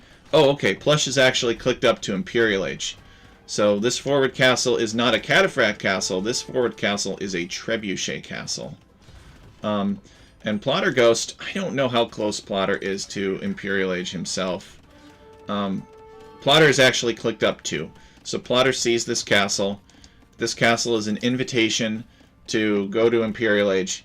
So Plotter has said your terms are acceptable, and he's gonna do the Treb War. He doesn't necessarily know that Plush is up to the Imperial Age, but if Plush is not up to the Imperial Age, then he'll have an even bigger advantage. So he might as well click up. You know, he could fight a cost-effective fight even if Plush is up. So he's going to add a siege workshop. Plush is adding some more cavalry. Plush has added some scorpions finally. I think they are a little bit late. Plush has lost his military advantage over Plotter. But he did get good map control with it. He cleared out this castle that Plotter was able to get because of the kind of the silly Polish gold and stone collection bonus. Oh no, not this. Camel charges face first into this castle, arrow fire. You can see how much faster the castle kills the camel than the knight. The knight actually makes it to the base of the castle to fight. So, Plush Werewolf is going to reach Imperial Age in just a few seconds. And he's got some units on the prowl over here. But it's probably going to be... And he's made a few cataphracts, actually. But he's probably going to be making mostly trebuchets from this castle, especially when he sees Plotter's Imperial Age time. And Plotter has a pretty easy to defend, you know, choke point here. He's got a siege workshop. He could stuff these pikemen in this little pocket. The trebuchet could attack the castle from that pocket. So Plotter, the only disadvantage that Plotter has is that he's downhill. But he's got the right slow, mobile, or immobile units. He's got the pikemen. They're pretty cheap at this point.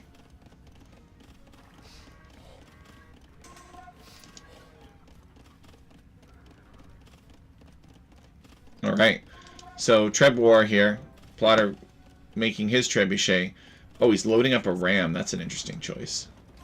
Plush Werewolf is going Cavaliers, and he's getting the final armor upgrade. That is interesting. and he's getting ready to fight this trebuchet war. So Plotter Ghost ejecting the pikeman from the ram. Plush Werewolf making more knights. Oh, he's redeploying his knights to fight this trebuchet. Okay. And it's a Byzantine castle, so it has extra health, which is annoying. And he's got scorpions and he's got cataphracts fighting these pikemen. Pikemen get no bonus damage against cataphracts, and this fight is a disaster for Plotter Ghost. If these were knights, they would have been killed very quickly. But the combination of the cataphracts and the scorpions basically wiping out Plotter Ghost's entire army. The good news is he can build them back pretty quick. He's got at least 4 stables that I can see. Or not stables, barracks. Potentially more. But this castle goes down and Plotter is in trouble. Let's check the military count. Plush Werewolf back up to 36 military, and they aren't pikemen. They are powerful units. They're either cavaliers, camels, or cataphracts, essentially. They've got all of the armor upgrades up through Imperial Age. Now, the cataphract, Logistica and Elite, that stuff is out of range. It's too expensive, but he doesn't need it. And Plotter Ghost calling the GG. Plush Werewolf taking game 2 here and tying up the set. What is an excellent set between these two players. So, GG, well played. Plush Werewolf showing off the power of the Byzantines on Hyperrandom. Let's take a look at the statistics.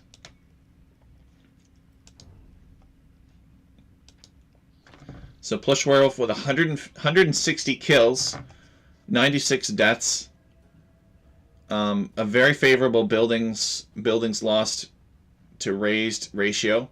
Plotter Ghost with 2 knight conversions, presumably. And largest army of 40 to 56. Byzantine cheaper camels for the win. So Plotter Ghost had the larger eco. He had, look at how much more wood Plotter Ghost collected than Plush Werewolf. Oh my goodness, it's like almost double. He had slightly more food collected. Plush Werewolf had slightly more stone collected, but a lot more gold collected. Basically, this difference here is added to this. So Plush fought with more gold-heavy units, and it shows. Plotter with better feudal and castle age advancement times. Plush Werewolf with better Imperial Age advancement time. Map explored 79 to 87%. Neither player used the lake, which is interesting. They just played it like an open land map. Plotter with 3 castles and a villager high of 103. Plush Werewolf, villager high 78. This is a really fun cast here. So I'm going to go back to the replays. I'm going to step away really quick. And then we will do the second set, which is Chonchilaru versus Hyder. So I'll be right back, guys. Don't go anywhere. Give me like 2 minutes. It was a long set, but a good set.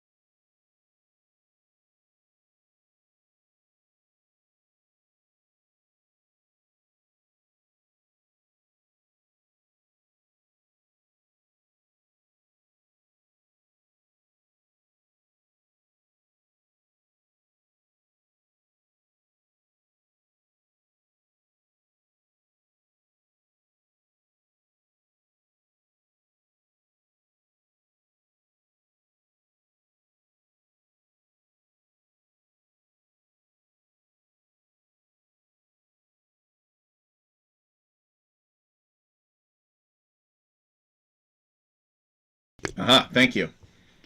Good catch. Thank you. Yeah. That could have been very awkward. I got back and did the whole cast muted.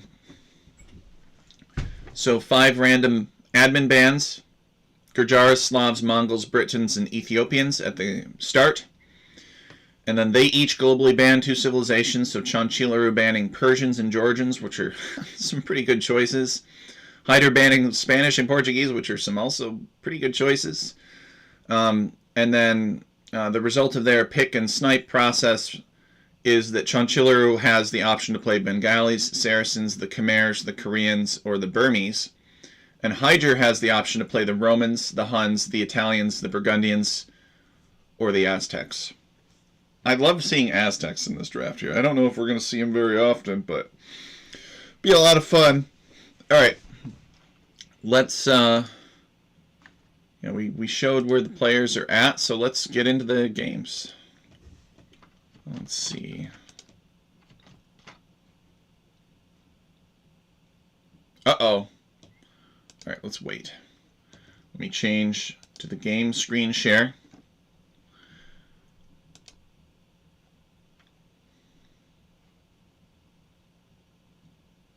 All right, whatever. We'll force a quit here. They're fun to watch. I really like Aztecs.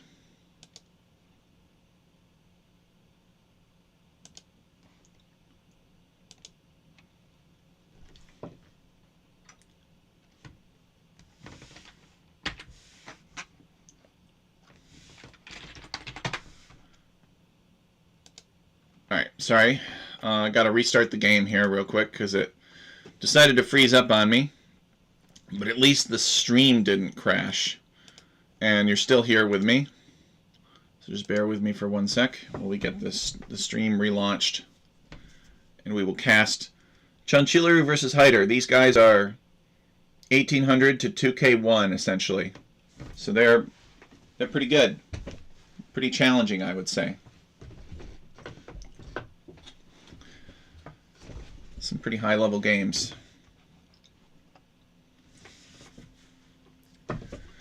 Fordereiger, I don't think I've asked you this before. What's your favorite civilization and why? Do you like the Slavs the best?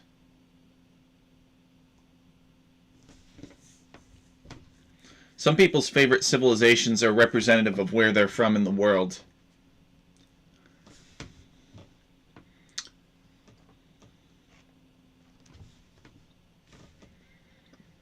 Slavs are kind of a catch-all term. Okay, here we go. Load game.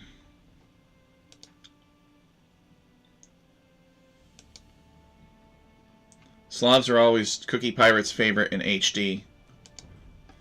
I think they're a good civ.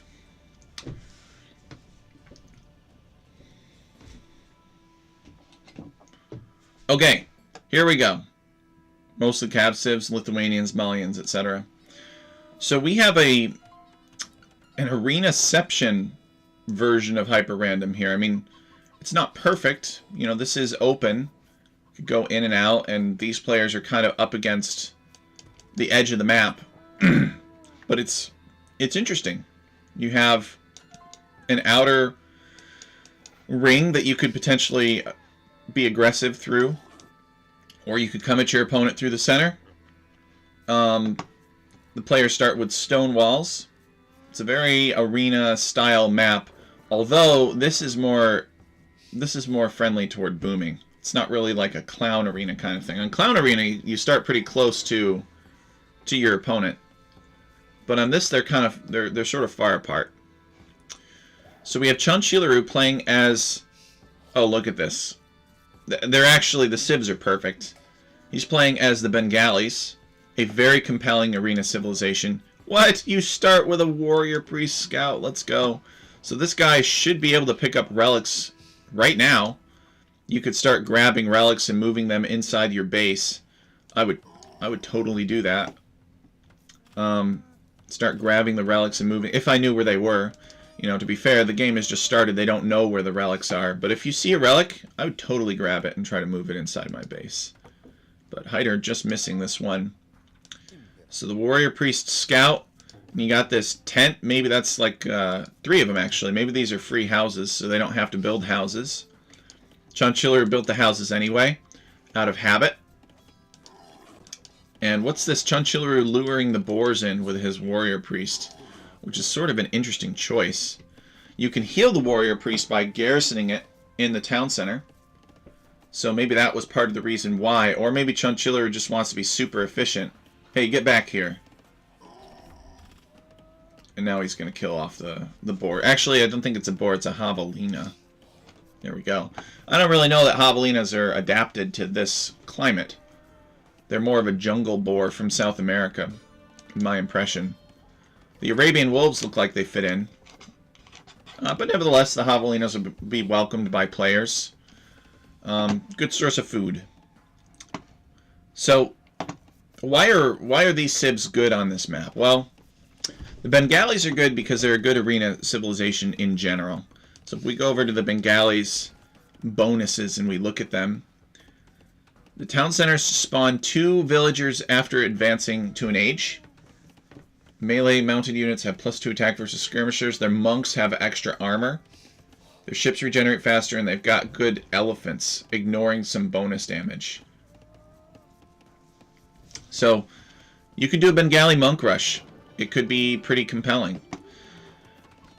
Why would Romans be good on this map? Well, Romans, I think, are a good arena civ in general. They get the eco bonus of their villagers just doing everything 5% better. But because they're far away, this gives the Romans a license to maybe boom up a little bit before they try to go for maybe an infantry and siege tower or infantry and ram type push. Hyder could really do a very compelling infantry play here as Romans. He starts protected. It's not like he has to invest in scouts or anything else to keep himself alive early game. So he could essentially go straight to infantry is what I'm trying to tell you guys. And both players should have... Actually, they don't know. Chonchiller does not know that we're looking at an arena-style map. But he does know... Oh, wait, you start with 2 warrior priests. Okay, so they're healing each other. So absolutely, why not use them to lure the boar in? And he's already started moving these relics. Thinking ahead, that Chonchiller. He is a good planner. So Chonchiller moving some relics in with the warrior priests. Has Hyder figured out where any relics are yet? Oh, he just missed this one. That's some pretty bad luck. And I think Hyder kind of realizes that something's not right, because he's seeing that there's a big wood line right here that his unit will not path toward. He can't seem to get inside. So, you know, the nice thing about these warrior priests is they kind of have a very low vision, so that, you know, it's not the best scout, which is why there are 2 of them. Taking the relics into the walls is a good call, exactly. And that's what Chonchiller has done. Look at this, he's moved 3 relics inside of his base. And he's probably on the prowl for more. Chonchiller could get... He could maybe even get a relic victory here if he finds all the relics. But Chonchiller is only kind of just now realizing that this is an arenaception style map, because there's a huge wood line here.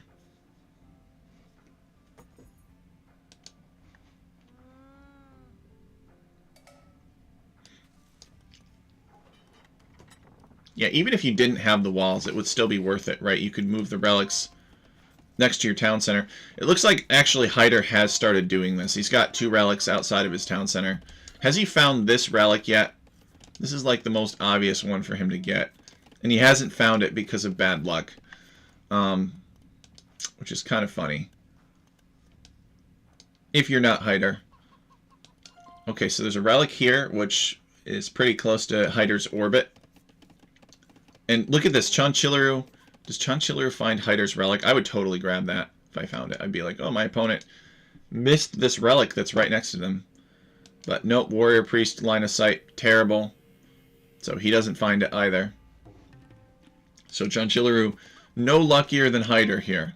So Hyder pushing a gazelle in, using the llama, which is also good use of warrior priests. It's better to use them to pick up relics, but you could push gazelles in too. It really depends. If you need the early resources, the gazelles are better. But the relics are longer late game, especially given alchemy leagues. standard victory conditions.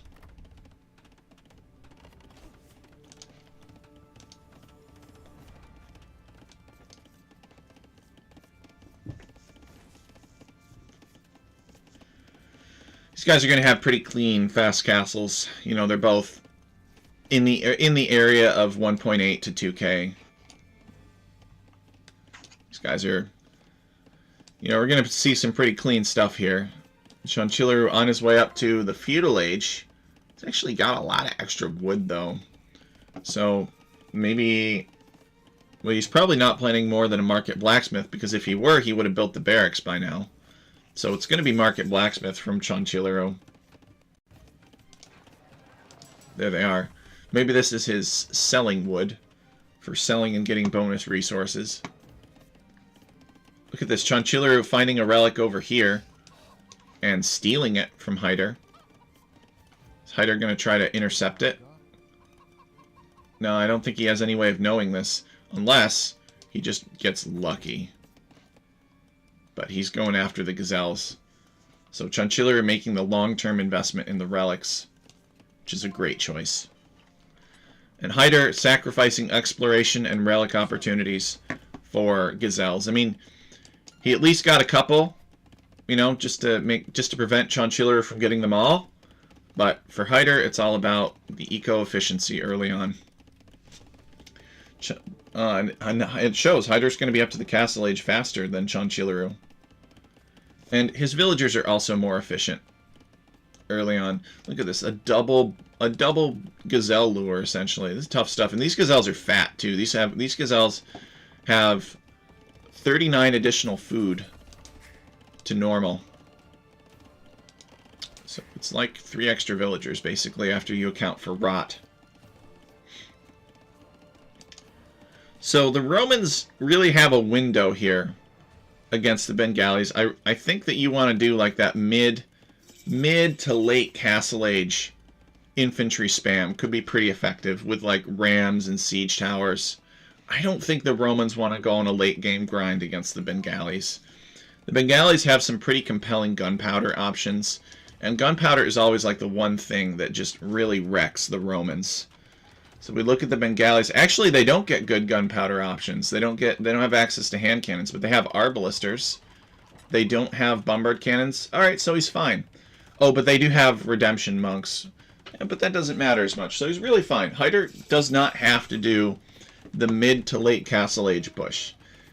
He could save up to post-imperial legionnaire spam, flood the map with legionnaires, and that could be a win condition for him as well. Chanchilleru's win condition, I think, is different. I think Chanchilleru really does want to do a monk rush, but instead he's going to boom. And it makes sense. You know, there's a good argument for booming here because the players are so far apart, especially for Chanchilleru, who also has all of these relics that he's basically guaranteed to get. I demand Diamond Drag Up mashup on the outro.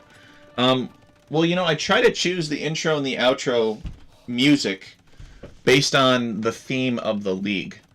So for Greece, we did, you know, the Epitaph of Sikolos from Civ 5, because, you know, you basically have to do that for intro and outro.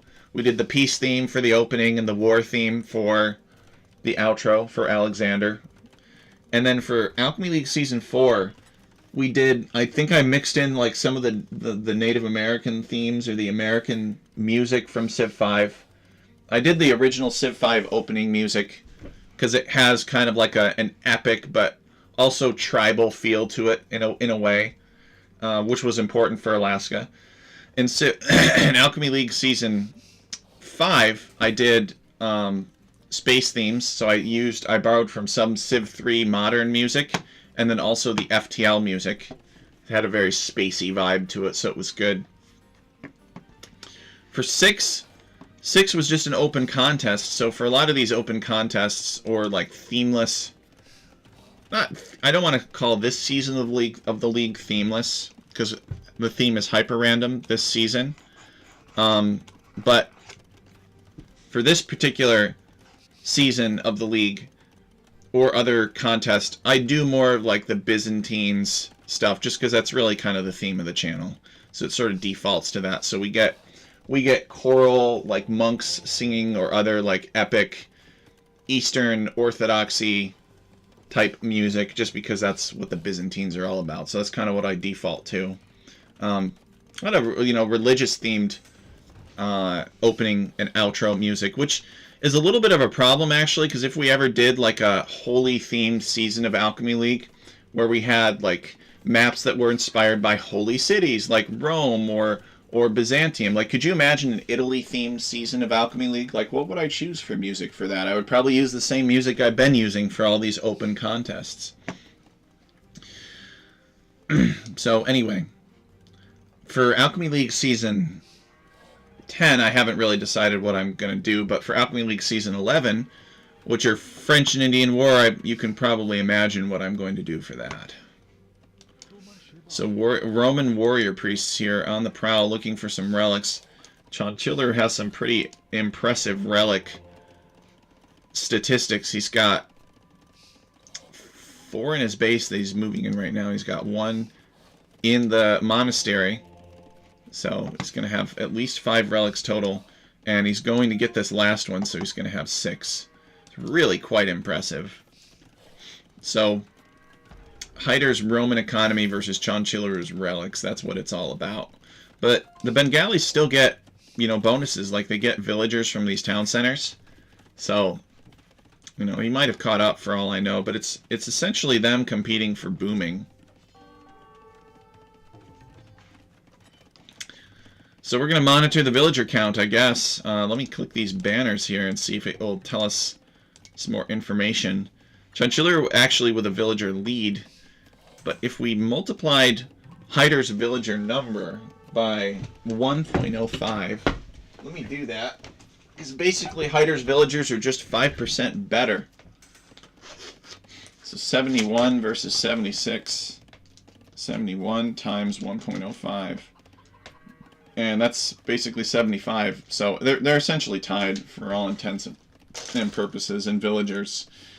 Chancellor got those free villagers from Bengalis, and Hyder has the numbers working for him behind the scene because he's Romans.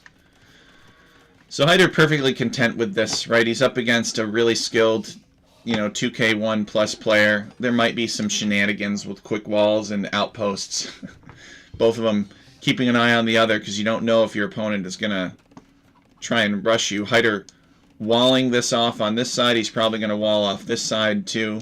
Chancellor has walled here, but I think that we're going to see a push down the middle from both players. They're not really aggressive about the sides, and it makes sense. They're not playing cavalry civilizations. They're not, the kind of civ that wants to come up here and build a couple of stables and then raid on the side with cavalry. Both of these are very much, I'm going to grind through your face civilizations. Hyder already starting the siege workshop, so this makes me thinking he's actually going to do the late Castle Age push. He's not going to wait for post-imp. So he's at 88 villagers, and now he's also started making barracks. So is Hyder actually, yeah, he's actually started in on the Scorpions. Now you got to be careful with low numbers here, because if Chancellor knows that he's getting siege pushed, he's going to make redemption monks. That's kind of the Bengalis' main defense. But Chancellor has instead made a university, and he's actually going up to the Imperial Age. But so is Hyder. I mean, it's nothing to be surprised at. Both these players very skilled. They know their civilizations well. They know the league formats for alchemy very well. Hyder going to find this. He actually sees this with this outpost. So he knows that Chancellor is building a castle here with 4 villagers. He's going to arrive with these warrior priests in an attempt to deny it. He should roll these scorpions forward and deny this castle, but he also might let this castle happen because he feels like he has enough infantry and siege to deny it later, to destroy it basically. Let his opponent build it, waste the stone, and then take it down.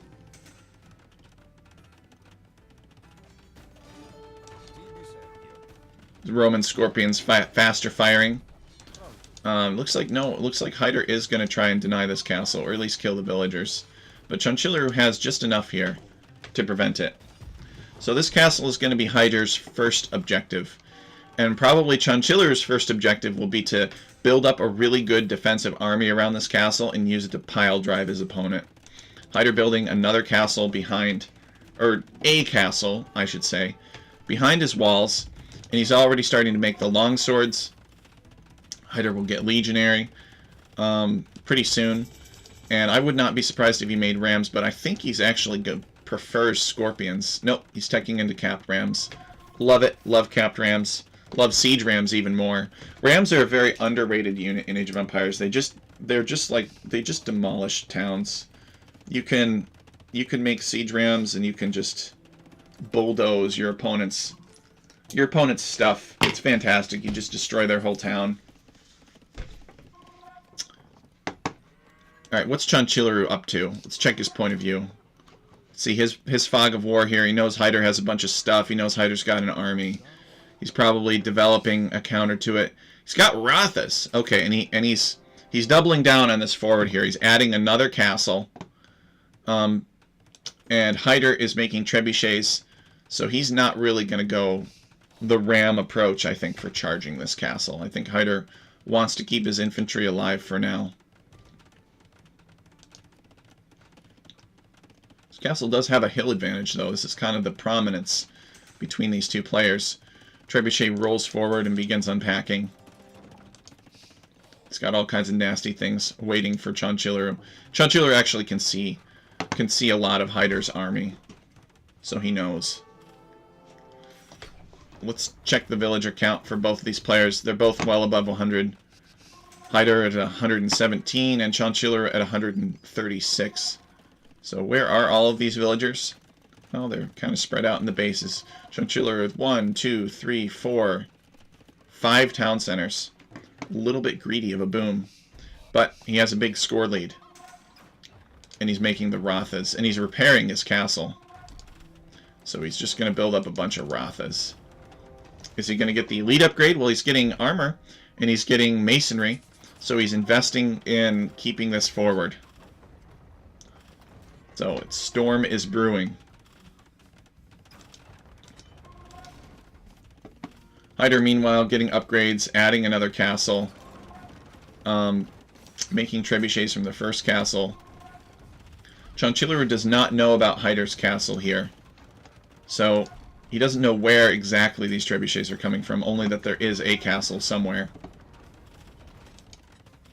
And Hyder loads up the capped rams, and he makes the charge. So Hyder's the one that's pulling the trigger here on the fight.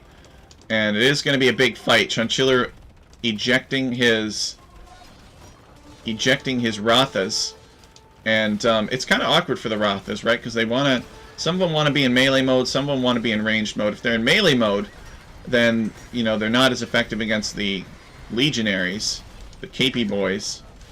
But if they are in ranged mode, then they're not as effective against the rams. Having said that, Chanchillaru does have a fantastic military here. These Rothas are powerful units. And they kill Hyder's army, looks like. They're going to kill it. They're elite Rothas, too. But they don't have any upgrades, which is interesting. Maybe it's because they're in their melee mode or something. I'm not sure. Maybe he got the wrong technology to upgrade them. One of these castles goes down, which is a big blow for Chanchillaru. And that means that the other will go down quite soon. He's not able to keep up Rotha production, but he does seem to have a castle at home that he's building Rothas out of. So now he's got them in the ranged mode, and he's using them like cavalry archers to snipe the legionaries, which is probably the best bet. Legionaries are powerful, but you need good numbers of them in order to do lots of damage. And Chanchillaru has done a good job of limiting Hyder's army, standing army. What do we got here? We got an elephant. Maybe this elephant coming in to maybe tank some of the skirmisher or some of the scorpion fire, maybe snipe a trebuchet. It looks like that elephant is going to succeed, along with some teamwork from the other Rothas. Chanchillaru managing to save this castle, which I was not expecting. Hyder going into pikemen. And I think that the Romans, I'm pretty sure the Romans get halberdiers. So yeah, Hyder just got the halberdier upgrade. This is going to be very helpful against Rotha in their melee form. Not in their ranged form. The ranged form, they'll be quite bad. Hyder just needs more stuff. He needs more rams. He needs more of everything. Chanchulero has done a great job of keeping this forward alive. And he's actually rebuilding the castle now. And Hyder's regrouping as well. He's adding more scorpions, adding more halberdiers. Scorpions firing into the Rathas. Hyder expanding like water to fill this space. But he doesn't really have much other expansion going on here. Chanchulero with a score lead over Hyder. We'll check the statistics afterward. Chanchulero going unique unit. We haven't seen Hyder make his unique unit at all. The Centurion. I don't think it would help very much here. He doesn't have any Centurion, or he doesn't have any Legionaries to buff. Hyder cannot afford Elite Scorpion. Probably be more informative if we looked at Hyder's resource expenditures and his resource count. He's getting chemistry now. He's trying to keep these Scorpions alive. There's so many Rathas. You know, Hyder kind of has... He's at a disadvantage in the sense that there isn't really any castle here protecting anything. Chanchulero is not sieging anything, so Hyder doesn't really have to take these fights except that they're happening right next to his production buildings. The power of the Ratha cannot be undone. Hyder adding another barracks. But I think Chanchulero has won the fight. Chanchulero is getting redemption now to be able to convert Hyder's siege weapons. He's adding some armored elephants to tear down buildings. And Hyder's in trouble. He's got no army, but he is accumulating halberdiers in his barracks. And the Scorpions are waiting. Hyder adding another castle. Doesn't want to give up just yet. But I think the real thing that he needs are Scorpions. But he's not making them. He's making one Scorpion. Surely he needs many more than that. They are expensive. He's boomed up to 115 villagers. Halberdiers jumping out, fighting the Rathas, which changed to range mode to better fight them. And maybe this build-up was all that he needed. Halberdiers are dropping fast, but so are Rathas. And now Chanchulero microing the Rathas back underneath the safety of his castle.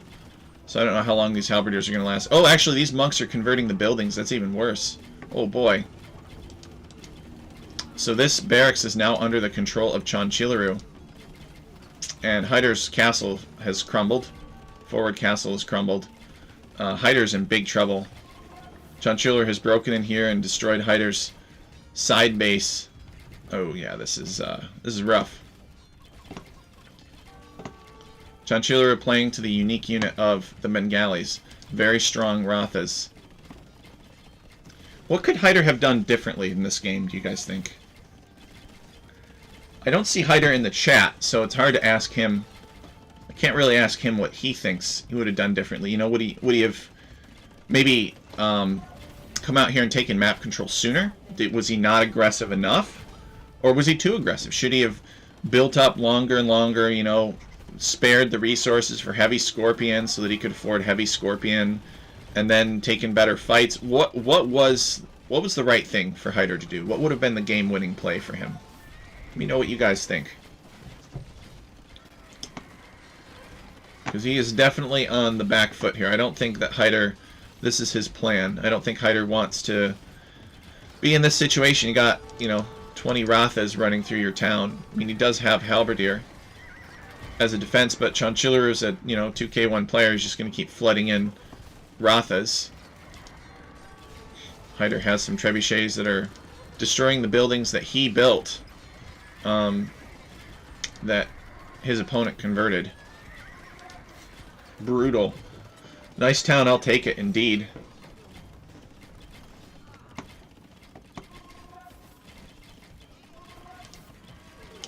The Scorpions are not even elite Scorpions.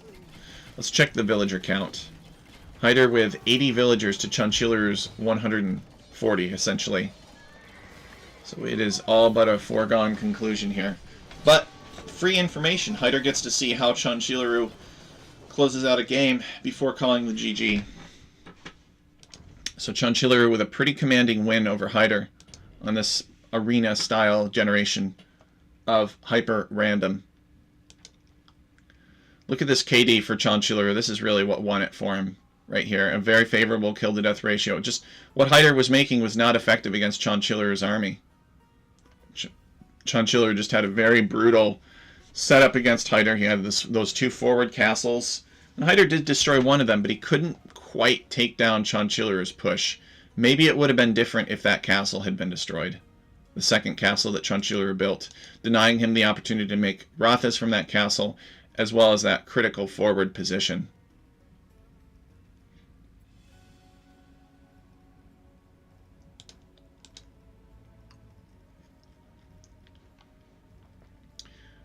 Better advancement times for Hyder across the board. Chanchileru with more wood, stone, and gold collected. Hyder with more food collected. Chanchileru with 6 castles and 6 relics. Hyder only got 2 relics. Maybe it was the relics that just all of that limitless gold that Chanchileru was just able to pump things out. That's another thing to consider. He got 4K relic gold in a relatively short window. You can see the ascension of Chanchileru here. Alright, let's cast the second game.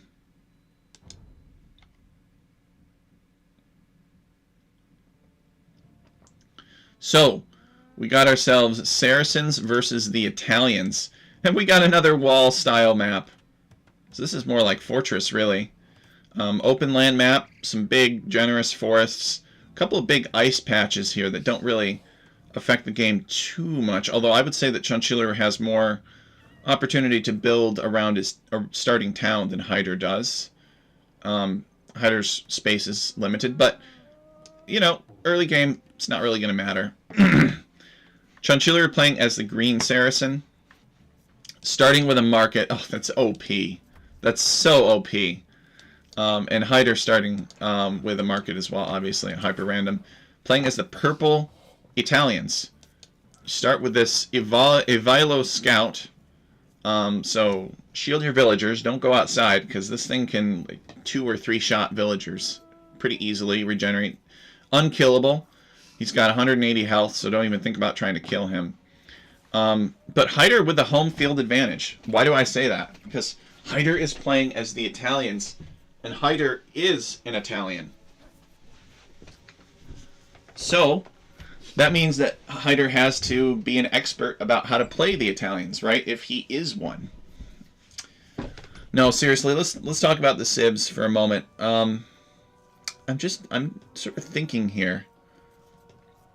Saracens, what are they like? Well, Saracens are great camel civilization. They're a great archer civilization. Italians are a little bit more of a mixed bag, I'd say. They're good at gunpowder. They have those Genoese crossbowmen for their unique unit. The Saracens have the Mameluke for their unique unit. The Genoese crossbowman is an archer that deals bonus damage to cavalry. It's great when paired with things like hussars, which are very good at eating Italian, or are very good at eating skirmishers that would normally kill Genoese crossbowmen. And Chanchileru, being a camel civilization, so strongly designed around camels, I should say. A very clear emphasis in the design of the civilization around camels. Doesn't get halberdiers. So without access to halberdiers, Chanchileru could struggle against a late game hussar spam of Hyders if Hyder decides to do that. I'd love to see these guys get into a monk rush, but I don't think it's going to happen. I don't think these guys are going to go monk war or anything, even though that would be very interesting. Yeah, another arena, says Cookie Pirate. Exactly. So Hyder getting his arena fix in through Alchemy League. We got some misplaced polar bears here. Polar bears don't live in big forests like this. That's okay, though. They look good. Maybe they escaped an Arctic zoo. I'd love to see monk contest, but I don't think they're going to do it. People just don't like to take the risk with monks. It's a very risky strategy.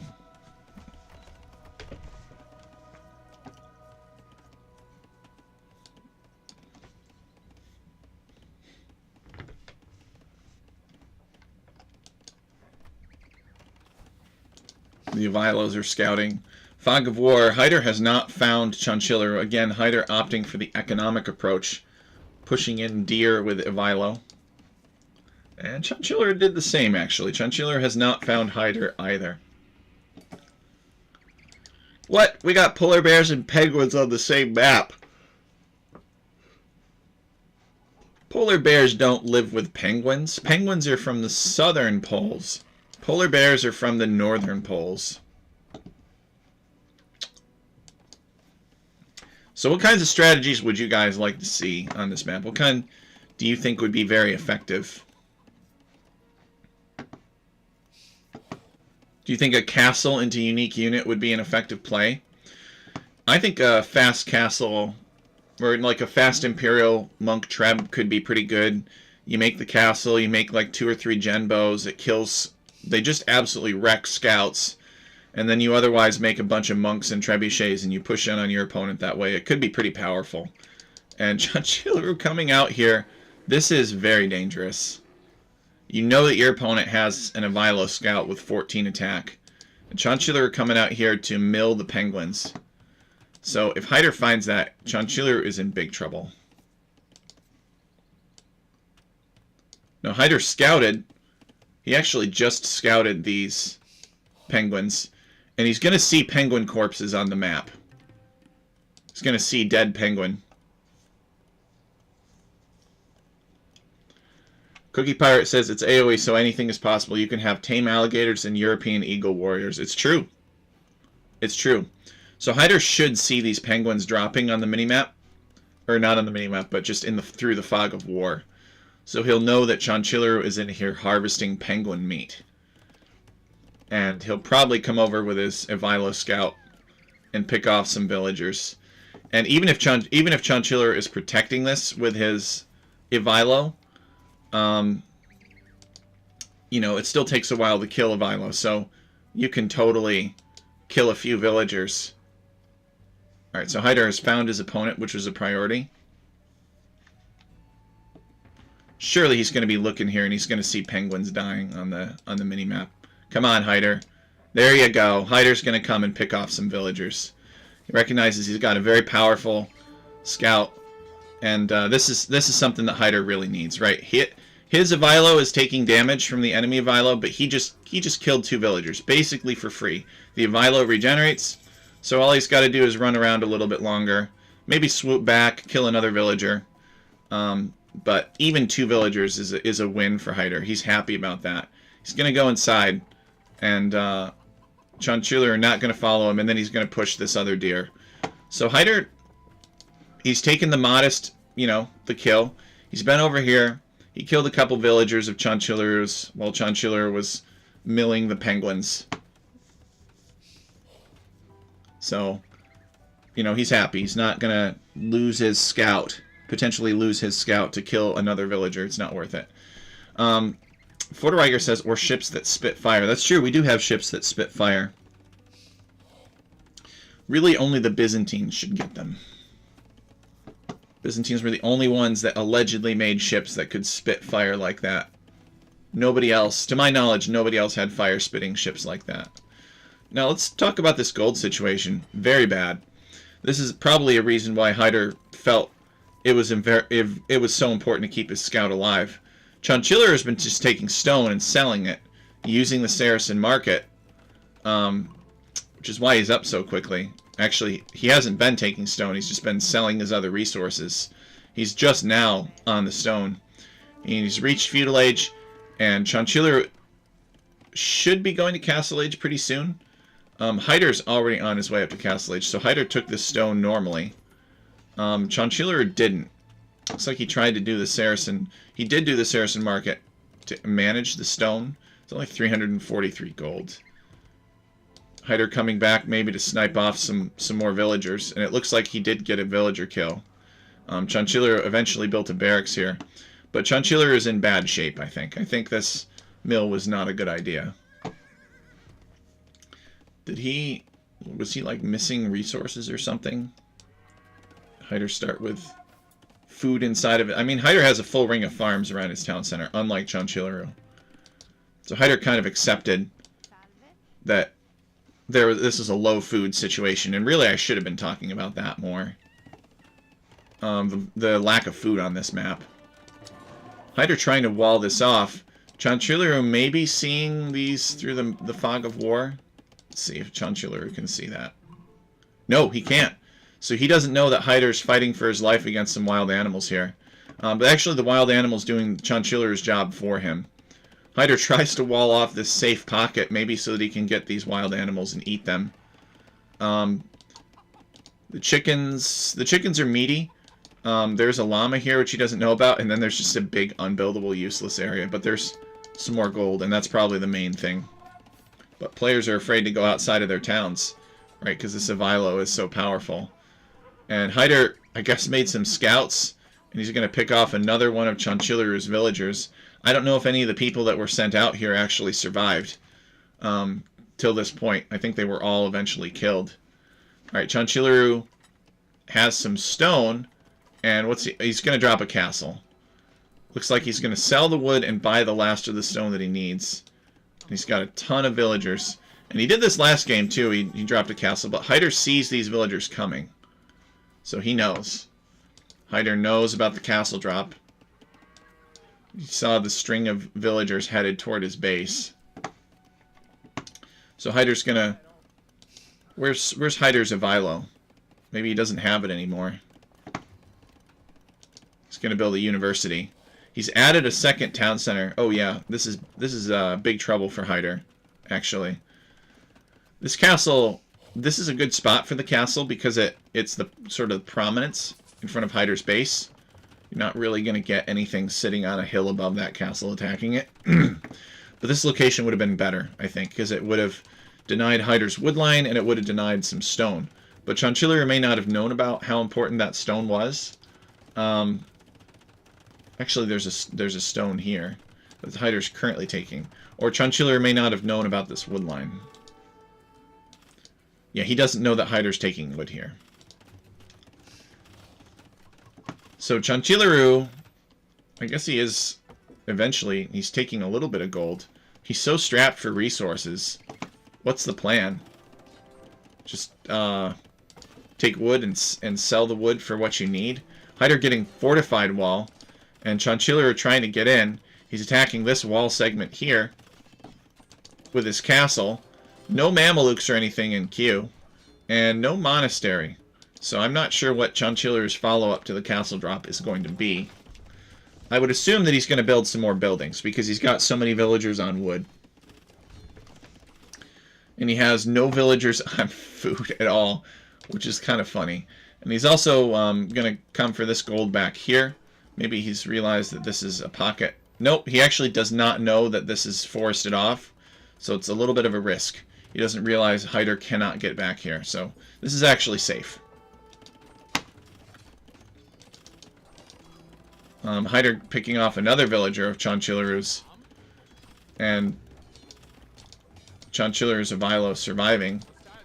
Now I think that this Mameluke does bonus damage to the Avilo, because the Avilo is considered a mounted unit. So Chanchilleru has built a siege workshop, and he's probably going to build some siege weapons pretty soon. Try and get in on Hyder's base. Hyder's gotten, of course, fortified wall. He's built another layer of fortified wall here. And he needs to build one here, really. And he might still do that, because Chanchilleru could just pivot down and attack this town center. But Chanchilleru doesn't know about this town center yet, so he won't. Hyder's Avilo surviving. Hyder doing a good job of keeping his Avilo alive. This villager comes out here to finish this fortified wall. So now this area of the map is secure for Hyder. And it looks like he didn't have to delete any wall segments. He just went through the gate. Got some wild animals chasing him. So this is a very much an all-in push for Chanchileru. Doesn't have a lot of gold behind it. I guess Chanchileru is probably just buying the food that he needs to make villagers. Although I don't even know if Chanchileru is making villagers, because he only has 25 villagers. So I think he's just playing crazy. I think he's just having fun. And that's fine too. That's really actually the main goal of Alchemy League, is for the players to have fun.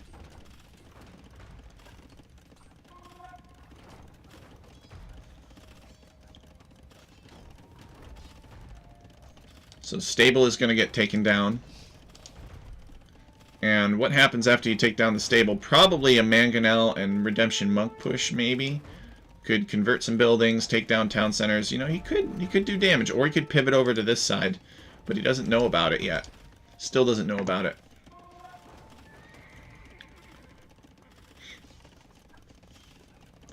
And, you know, it's kind of the same story with these Mamelukes. I talked about how Hyder could do like a fast imp monk trad. Well, Saracens could do one too. But instead of making Genbos, they would be making Mamelukes. But either one just completely crushes scouts. There are some civs. Those two civs get lucky. You know, they have a unique unit that does bonus damage to scouts and is very effective against scouts. And oh wait, what? Ivilo comes back as a foot soldier if he's killed in his mounted form. So both these guys have dismounted Ivilos now. He's like a unique conic, it looks like. And Chanchileru trying to get out. I don't know if he's going to escape. These Mangonels launching some stones, and Ivilo is finally vanquished once and for all. Hyder building a castle back here, just because he lacks the map control to build it anywhere else. And what's Chanchileru doing? He's not building villagers, he's just mining gold. Chanchileru actually he is building villagers. He's got 26 villagers now, which is one more villager than he had when we last checked. So he is actually slowly making villagers. But Hyder is making villagers much quicker. He's got 3 town centers. Saracen damage here. Oh, that was bad for Chanchileru. The Mamelukes rushing in. They're discovering the castle. He's taking a face full of arrows. That was not a good moment for Chanchileru there. Chanchileru could really use Imperial Age and Trebuchets, but it's so expensive. You know, it's for 1,000 food and 800 gold. Chanchileru could have, you know, like 20 more Mamelukes.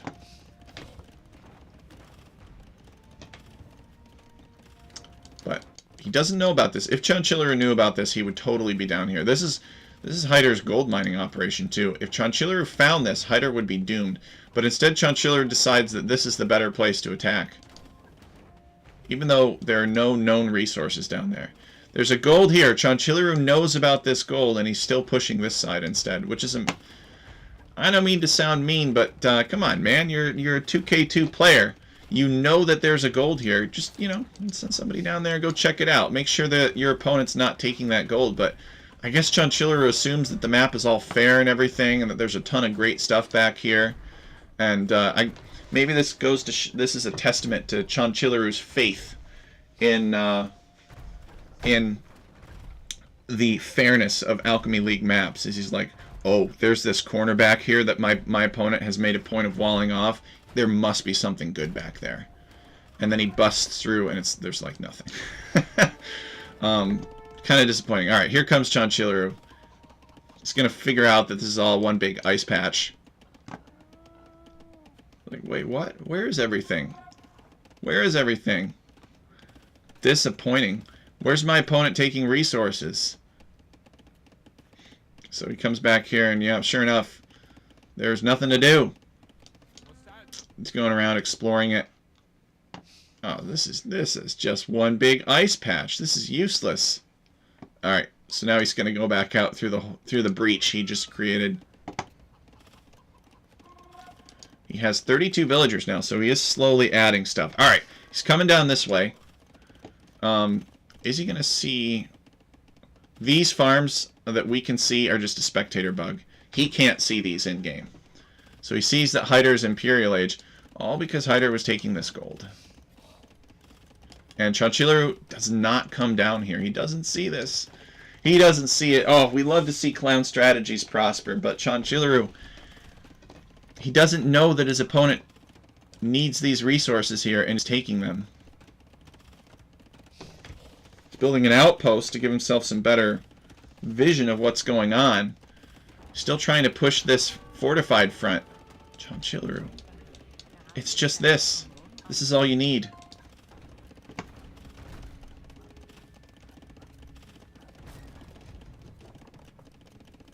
Okay, he's coming forward with the mangonels, chasing Hyder off. They're going to do some mangonel microing battles. Which was a good shot.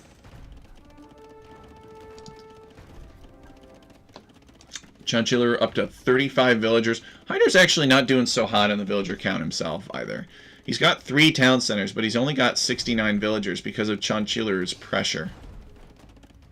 Chanchileru has definitely been distracting Hyder, preventing him from booming properly. The other option for Chanchileru is if you really believe that your opponent has nothing out here and everything that your opponent has is on the other side of this fortified wall, make, 3 petards and just burst through. Catch your opponent off guard. Chanchileru is sieging this town center. And Hyder has a bunch of genbows. These genbows are absolutely going to wreck Mamelukes. They have the Castle Age upgrades. They don't have Imperial Age upgrades. They're getting Bracer now. This ram manages to destroy the trebuchet it was after with the help of the mangonel, only succumbing to its injuries at the same time. So they both go down. Hyder wanting to keep this town center up, so he committed heavy repairs. Mangonels burning the town center, throwing some rocks on top of it. And Chanchileru still doesn't know that Hyder's doing all these things down here. What do you guys think? Do you guys think that Hyder would have been in this position if Chanchileru found this? Do you think Hyder would have defended this a little bit better and used this space and this gold here instead? Or do you think he kind of would have crumpled? Let me know. Hyder's Avilo is still alive. Yeah, that makes this Avilo an even bigger nightmare to villagers, because even if they gang up on him and kill him, he just stands back up and he's like, "Ha, you killed my horse instead. I am still here to massacre you," and then he would fight them. And he could kill even more villagers that way, making this mill, in hindsight, a big blunder. Chanchileru does have map control, though. He's taking the gold that's next to it. Hyder doesn't really dare leave his base, so he's sort of free to do whatever he wants out here. Chanchileru has built a ring of farms. Maybe Chanchileru feels like he can win this finally. His opponent has been Imperial Age for so long, and only now are the siege weapons rolling forward, actually, so maybe Chanchileru doesn't feel so great about that.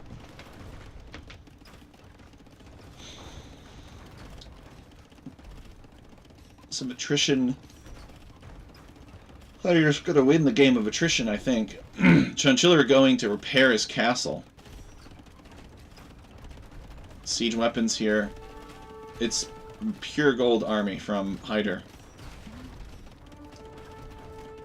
Outposts on outside TC finally. Oh, Chanchileru finally built this outpost here, so he finally does know about this. He sees that his opponent's been taking gold here for a long time because there's not much gold left in these piles. Castle goes down, not even bothering to send the Mamelukes over here or siege weapons over here anymore. And Chanchileru is in rough shape as the castle goes down. He calls the GG. But that was a fun game. It's unfortunate for Chanchileru that he didn't check this sooner. Nevertheless, we appreciated Chanchileru's aggressive style this game. Hyder takes the second game and ties up the set. So Hyder with 30 kills, 14 deaths. Chanchileru with 9 buildings razed and 3 lost. Neither of them had an army larger than 25, which is kind of funny. 23 for Hyder, 18 for Chanchileru.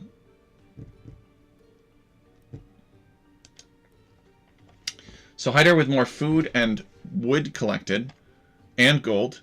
Chanchileru was slightly more stone collected, but overall Hyder's economy was better. But Chanchileru, well, I don't know, because Hyder also had the better KD, so But Chonchiller had some pretty scary map control, and he did a lot of building damage. Hyder with better feudal, castle, and imperial age times explored 55% of the map. Both players had one castle. Hyder had a villager high of 80.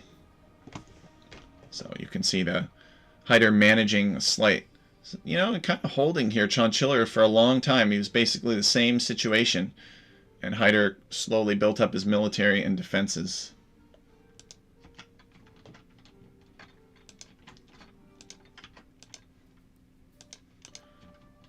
Alright, so guys, that's going to be it for me today. I really appreciate you guys joining the cast. I want to give 2 reminders. The first echoes back to Alchemy League Season 10 signups, which are now open. So that's the first thing. Don't forget to sign up. Registrations will not be accepted after the 26th of April.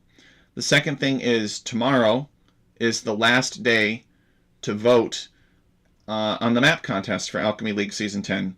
So the map contest is important because it allows the community to weigh in on which maps were done the best. And right now we've only received 5 votes. So be sure to go in and vote. Let us know which map maker you think made the prettiest maps or the most original maps and those subjective qualities.